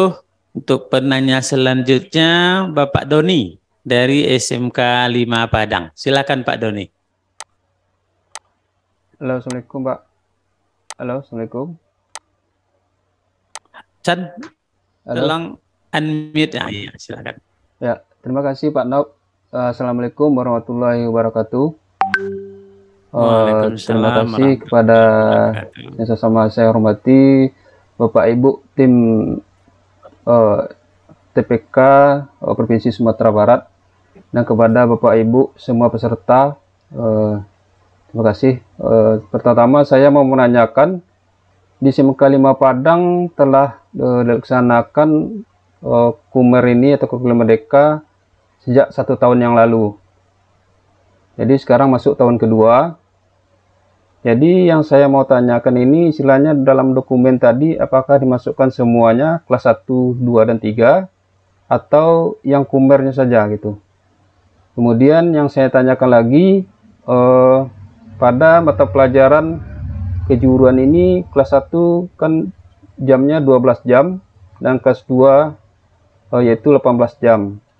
Apakah pembagiannya yang saya dapati informasi itu satu guru itu cuma 1 mapel. Sedangkan di pelajaran kejuruan itu ada 1 mapel itu ada diampu oleh 3 guru. Jadi bagaimana cara sosialisasinya nanti pada saat PBM. Kemudian yang ketiga yang saya tanyakan bagaimana istilahnya pelaksanaannya nanti yang muatan lokal yaitu Keminangkabauan, apakah diampu lagi oleh guru yang lain atau guru khusus? Kemudian bagaimana pelaksanaannya pada PBM yang padahal di Dapodik jamnya tidak diakui. Nah gitu. Kemudian untuk terakhir, untuk bingteknya kalau dapat dari Dinas Pendidikan Sumatera Barat atau tim TPK agar dapat secepatnya pelaksanaan KOSPI ini ke sekolah-sekolah. Karena banyak nampaknya melalui ini itu hal yang baru bagi kami. Terima kasih. Assalamualaikum warahmatullahi wabarakatuh. Terima kasih Pak Doni. Baik Bapak Ibu, ini udah ada 3 pertanyaan lagi, 3 penanya. Yang pertama tadi dari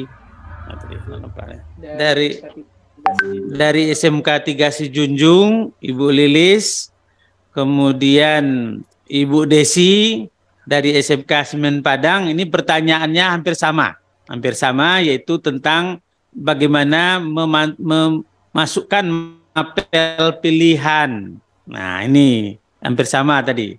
Kemudian yang terakhir dari Pak Doni dari SMK 5 Padang, ini menanyakan apakah dokumen-dokumen di kelas 1, kelas 2, kelas 3 dimasukkan, sedangkan mereka di SMK 5 baru melaksanakan kelas 10 dan kelas 11, ya gitu.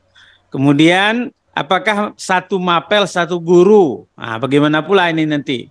Kemudian yang terakhir, bagaimana BIMTEK ini agar segera dilaksanakan ke sekolah-sekolah sehingga pemahaman sekolah tentang KOSP yang terbaru ini bisa dipahami oleh sekolah. Untuk ini kita akan jawab bersama-sama nanti. Ujung. Kejuran ke para orang ibu dua balik cap kan maksimal.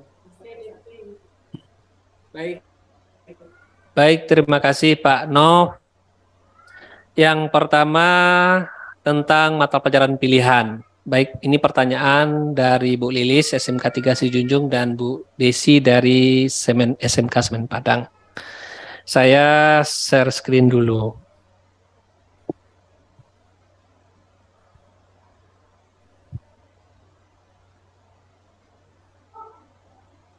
Bapak Ibu, untuk mata pelajaran pilihan itu sudah ada di kelas 11 ya. Kelas 11. Ini kelas 11.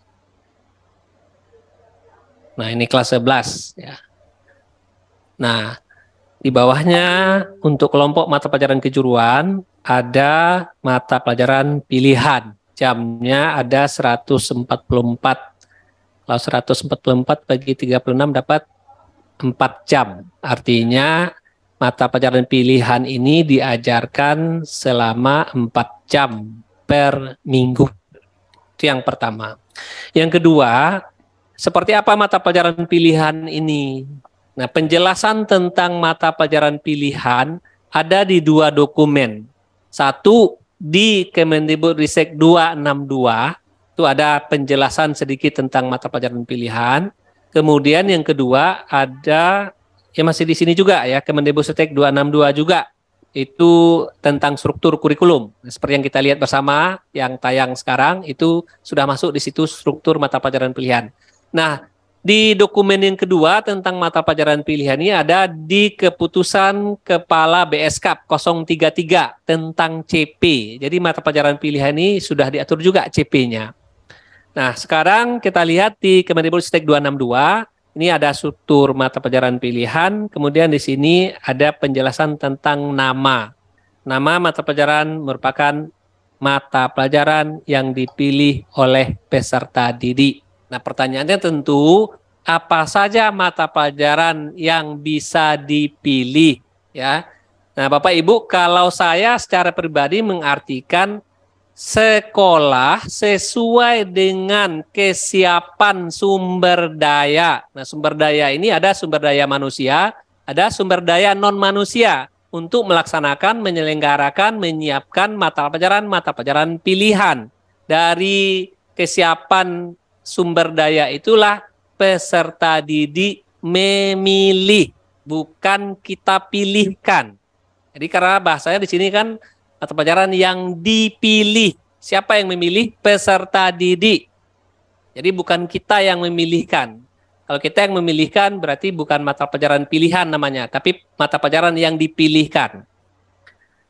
Kemudian kalau kita lihat di capaian pembelajarannya, ini keputusan Kepala BSKAP 033. Capaian pembelajaran mata pelajaran pilihan.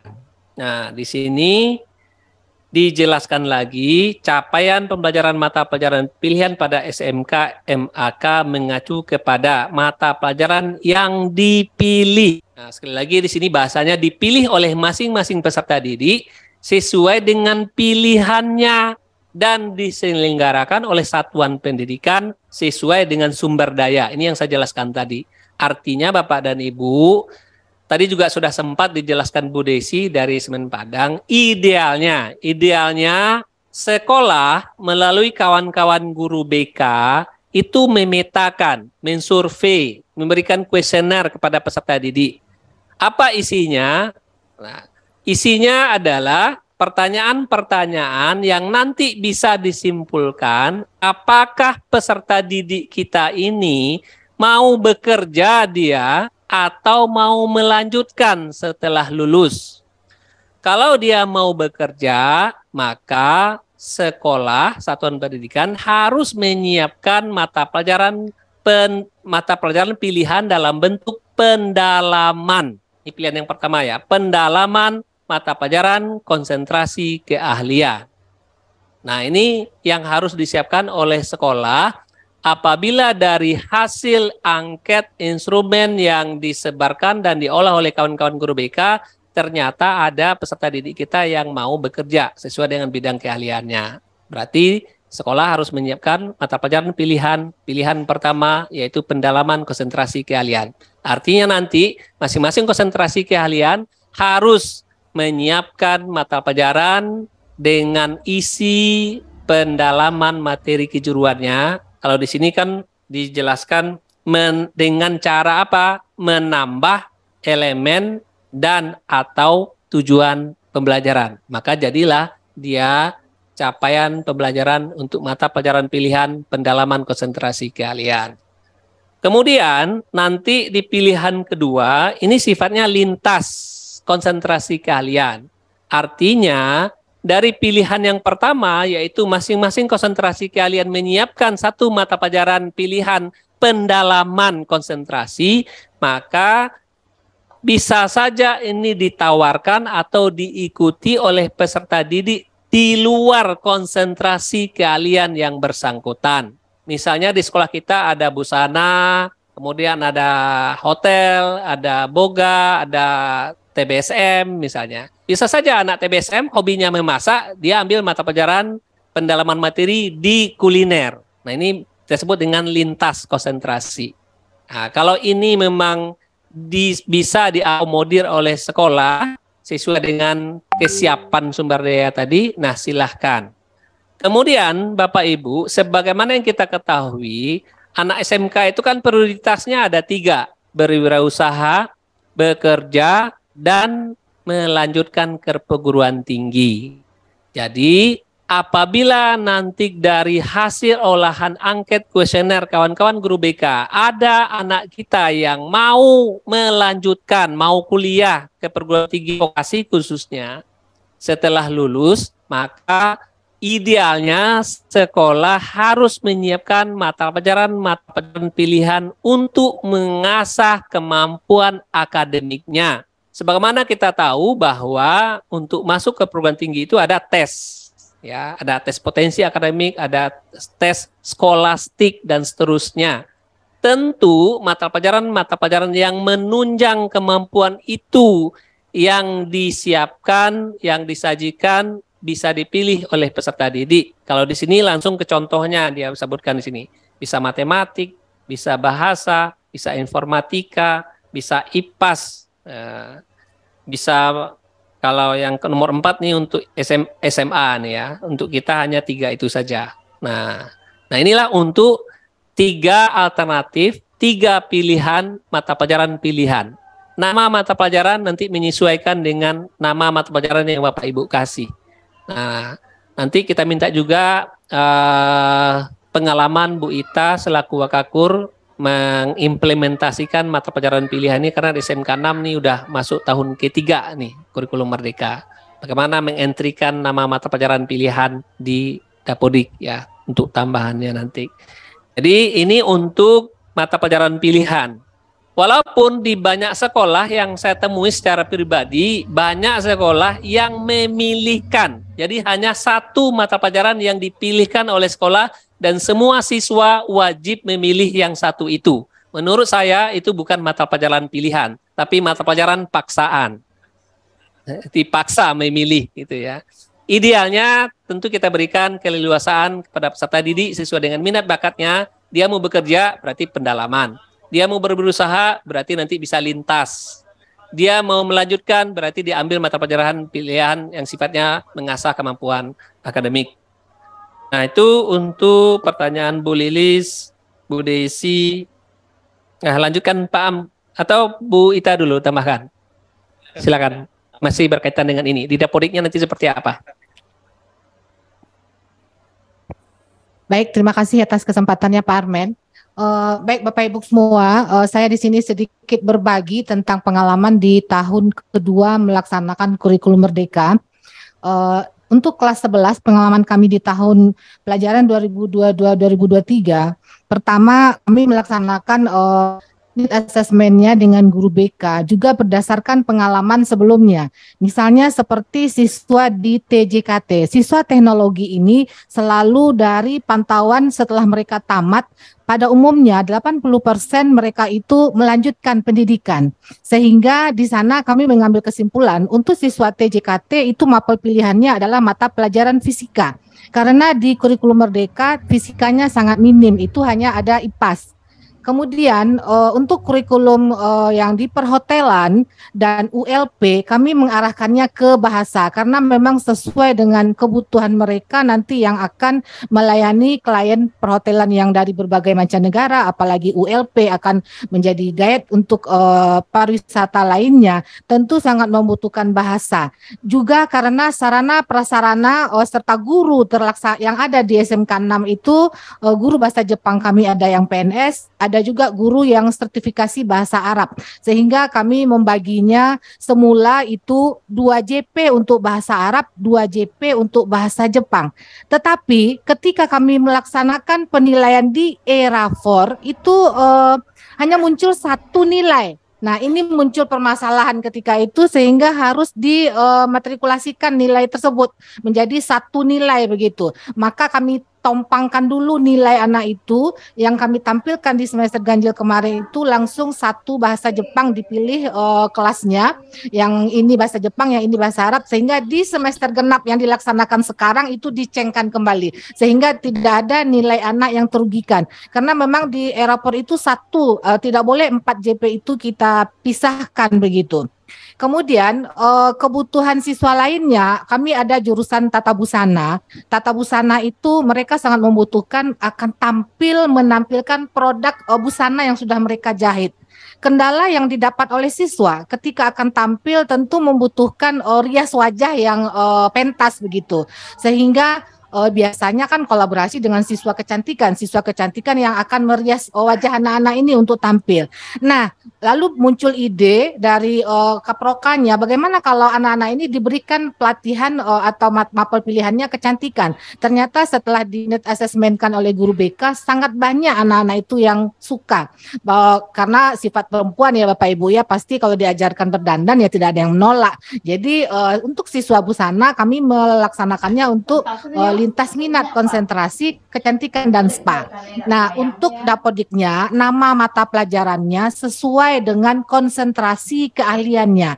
Misalnya untuk busana tadi mata pelajaran pilihannya adalah kecantikan dan spa. Lalu kolaborasi dengan guru tata kecantikannya, capaian pembelajaran elemen mana yang akan diberikan ke siswa. Nah, sebaliknya untuk siswa tata kecantikan, karena kita ini mau ngimbang ini Bu, karena tadi kan ada permasalahan ya, jam konsentrasi keahlian itu menurun 22, sehingga kekurangan jam lah di guru-guru produktif. Maka kami imbangkan juga guru kecantikan ngajar siswa busana, maka siswa busana, guru busana sekarang juga ngajar di kecantikan. Artinya siswa-siswa kecantikan mungkin nanti ketika mereka akan mempacking peralatan-peralatan atau bahan-bahan dari kecantikan, mereka akan membutuhkan linen-linen rumah tangga untuk penampilan di salon-salon mereka nanti. Maka kami juga memberikan untuk siswa kecantikan itu lintas minatnya adalah linen rumah tangga, yaitu busana.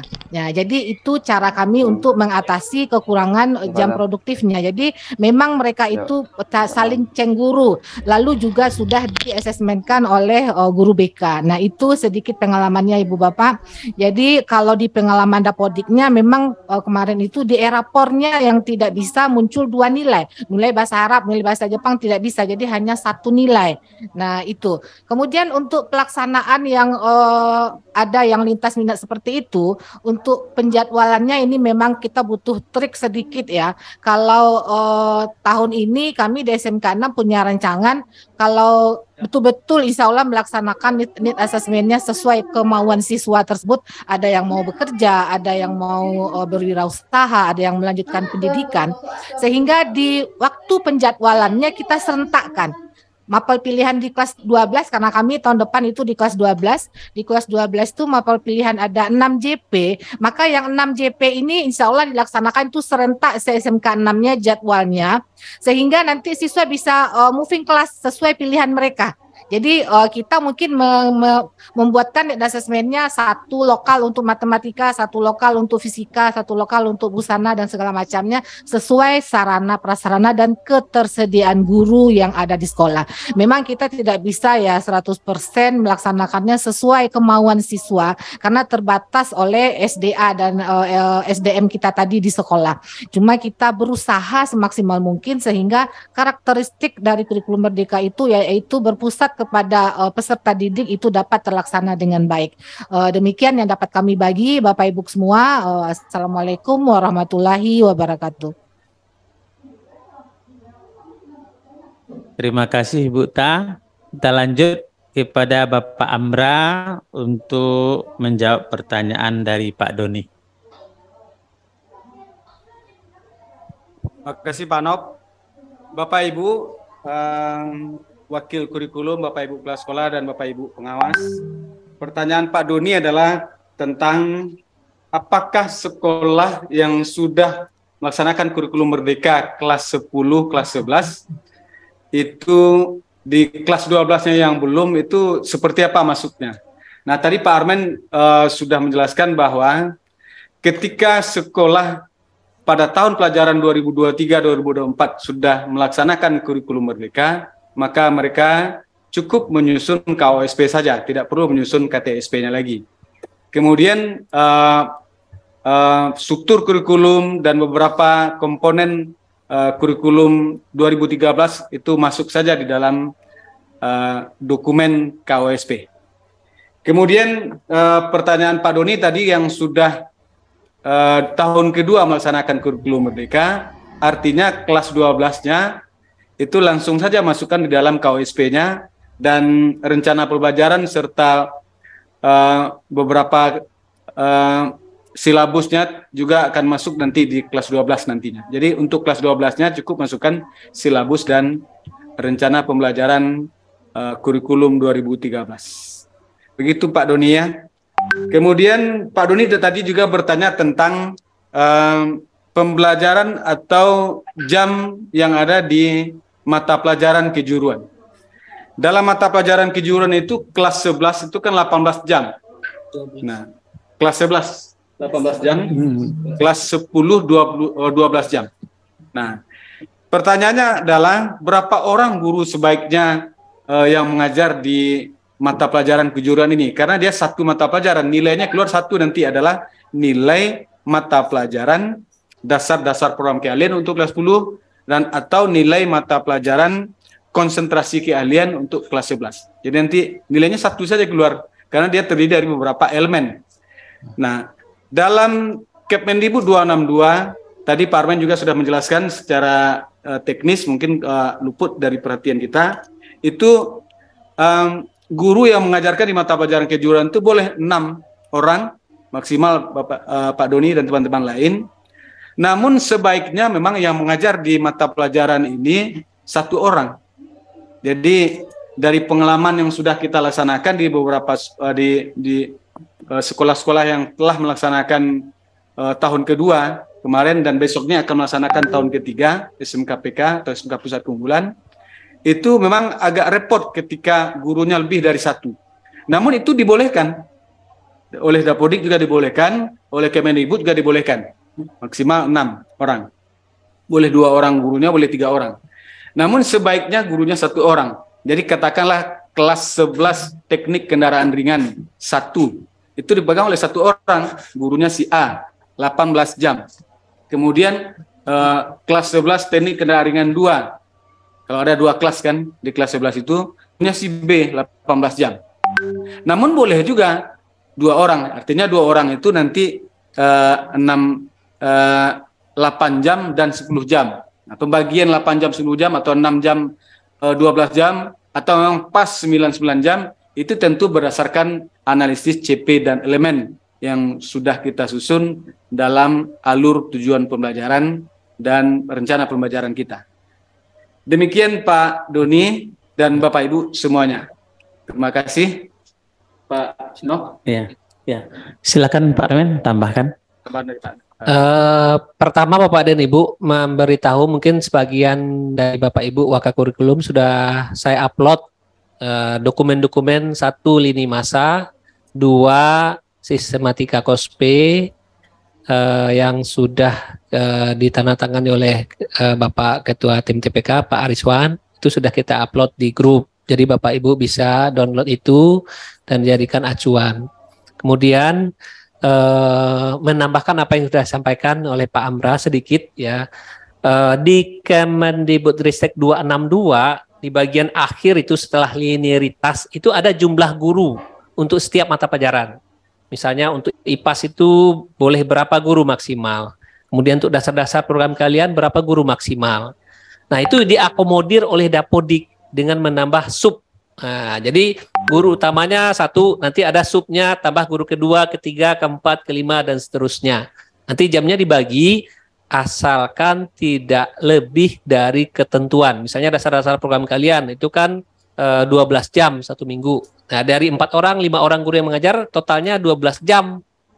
Nah, selama itu totalnya tetap 12 jam, maka bisa diterima oleh Dapodik dengan menambahkan sub. Biasanya operator itu sudah tahu itu mengentrikan. Jadi tidak ada masalah asalkan sesuai atau mengacu dengan Kemendikbudristek 262 di bagian akhir itu ada jumlah guru untuk setiap mata pelajaran. Itu saja tambahnya sedikit. Terima kasih. Sedikit Pak, ada lagi ya. Sedikit Bapak Ibu, karena memang waktu kita sudah hampir zuhur ini Bapak Ibu ya. Bapak dan Ibu, khusus untuk bahwa kita menyusun rencana pembelajaran seluruh mata pelajaran. Namun Bapak dan Ibu yang SMK Pusat Keunggulan yang sudah mau masuk kelas 12 di tahun pelajaran 2023-2024, dan Bapak Ibu semua juga akan masuk nanti ke sana, bahwa kita juga akan melaksanakan praktik kerja lapangan. Nah Bapak Ibu juga harus menyusun rencana PKL. Rencana pelaksanaan pembelajaran praktik PKL. Nah, dalam menyusun perencanaan PKL ini, Bapak Ibu nanti masuk di dalam pengorganisasian pembelajaran. Di situ diminta perencanaan PKL-nya. Nah, di dalam itu nanti Bapak dan Ibu harus menyusun rencana pembelajaran PKL-nya dengan menganalisis capaian pembelajaran PKL bersama dengan dunia usaha dan dunia industri. Dan nanti jamnya juga harus kita bagi nanti dan dapat dibagikan ke seluruh guru nanti. Nah ini Bapak dan Ibu perlu, karena ini memang baru bagi teman-teman yang sudah masuk di tahun pelajaran 2023-2024 itu adalah sudah kelas 12 siswa. Saya kira itu saja Pak No. Oke Pak Am. Terima kasih Pak Armen, Pak Amra. Karena waktu juga yang membatasi kita Bapak Ibu, mungkin sesi tanya jawab kita akhiri saja dulu. Nanti kita minta kepada Ibu Anita untuk memberikan closing statement-nya pada kegiatan Zoom Meet kita pada siang ini. Kepada Bu Anita dipersilahkan. Terima kasih Pak Nov. Ada sedikit lagi untuk tanggapan untuk Pak Doni ya dari Wakil Kurikulum SMK 5 Padang. Di lini masa sudah sama-sama kita dengar tadi dari pemaparan Pak Armen bahwa BIMTEK KOSP ini insya Allah kita laksanakan di minggu pertama bulan Mei, Pak. Jadi nanti Bapak Ibu Wakil kurikulum akan kami bekali dengan sistematika penulisan, sistematika penyusunan dokumen KOSP. Itu di kisaran minggu pertama antara tanggal 2 sampai tanggal 5 Mei 2023. Ya Pak Doni ya. Mungkin ini bisa nanti kita hadiri bersama supaya nanti dalam penyusunannya di tingkat tim pengembang kurikulum sekolah tidak mengalami kendala yang cukup berarti. Baik Bapak dan Ibu, di kolom chat itu ada Pak Nov. Oh, iya. Beberapa pertanyaan itu. Iya. Ya. Nampak. Saya lihat itu ada pertanyaan mengenai guru yang bisa mengampu mata pelajaran mulok siapa saja. Nah itu dari SMK 1 Payakumbuh itu kalau nggak salah saya. Iya. Ya Pak ya. Iya. Nah itu mungkin kita bisa memberikan masukan karena saya pernah dengar ya guru bahasa ya Pak ya. Dan bisa disimpan ya. Ini nanti dijawab. Ya, guru seni dan budaya bisa. Itu bisa Pak mengampu mata pelajaran mulok. Itu di-share aja. Ya. Beberapa pertanyaan lagi mungkin nanti akan kami tim akan melihat ya Bapak Ibu ya dan akan disampaikan jawabannya ke Bapak Ibu. Berhubung karena waktu sholat sudah masuk, karena ada beberapa Bapak Ibu yang udah izin keluar karena waktu sholat zuhur sudah masuk. Kita akhiri saja Pak, Pak Armen, Pak Nok, Pak Amrah. Ada tambahan dari tim kurikulum SMK, Pak Yudi, Pak Rahmat, Bu Ses, Bu Angke, Pak Chandra, Pak Safriadi. Nah, ini pengawas satu-satunya yang mengikuti langsung di sini ya, Pak ya. Iya, terima kasih ya Pak atas semangatnya ya. Terima kasih Pak Chandra, Ibu Ita, Wakil Kurikulum SMK 6, Ibu Jum, bakal Kepala SMK Negeri 2 Padang. Amin. Amin. Baik Bapak Ibu yang kami hormati, peserta Zoom meeting kita pada hari ini, alhamdulillah kegiatan rapat kita telah selesai. Mudah-mudahan pemaparan dari Bapak-bapak dan Ibu pemateri kita bisa bermanfaat bagi kita semua untuk penyusunan dokumen KOSP tahun ajaran 2023-2024. Insya Allah dalam waktu dekat segera akan kami sampaikan secara resmi panduan penyusunan KOSP berikut dengan kalender pendidikan Bapak Ibu. Mudah-mudahan segera bisa kita laksanakan mungkin setelah Lebaran ya Bapak Ibu ya. Ya karena kita 2 hari lagi akan merayakan hari Idul Fitri. Bagi yang merayakannya hari Jumat. Pak Amrah hari apa? Besok. Lumayan capek, puasa lumayan lama. Ya, baik Bapak dan Ibu, Kacapdin kasih wilayah 1 sampai dengan kasih SMK wilayah 1 sampai 8. Bapak Ibu pengawas SMK hebat, Bapak Ibu kepala SMK negeri dan swasta, beserta wakil kurikulum. Kami mengucapkan terima kasih atas perhatiannya. Mohon maaf apabila ada hal yang kurang berkenan. Selamat menunaikan ibadah puasa. Tinggal beberapa hari lagi. Mudah-mudahan kita termasuk hamba yang memperoleh kemenangan. Amin ya Rabbal Alamin. Dan selamat berbuka puasa ya Pak nanti pada waktunya. Wabillahi taufik wal hidayah. Wassalamualaikum warahmatullahi wabarakatuh. SMK bisa, SMK hebat, vokasi kuat, menguatkan Indonesia. Tepuk tangan untuk kita semua. Terima kasih Ibu Anita sebagai koordinator tim TPK SMK yang telah menutup atau memberikan closing statement-nya di hadapan kita bersama. Semoga Bapak Ibu semua dapat memahami dan bisa menindaklanjuti di SMK masing-masing.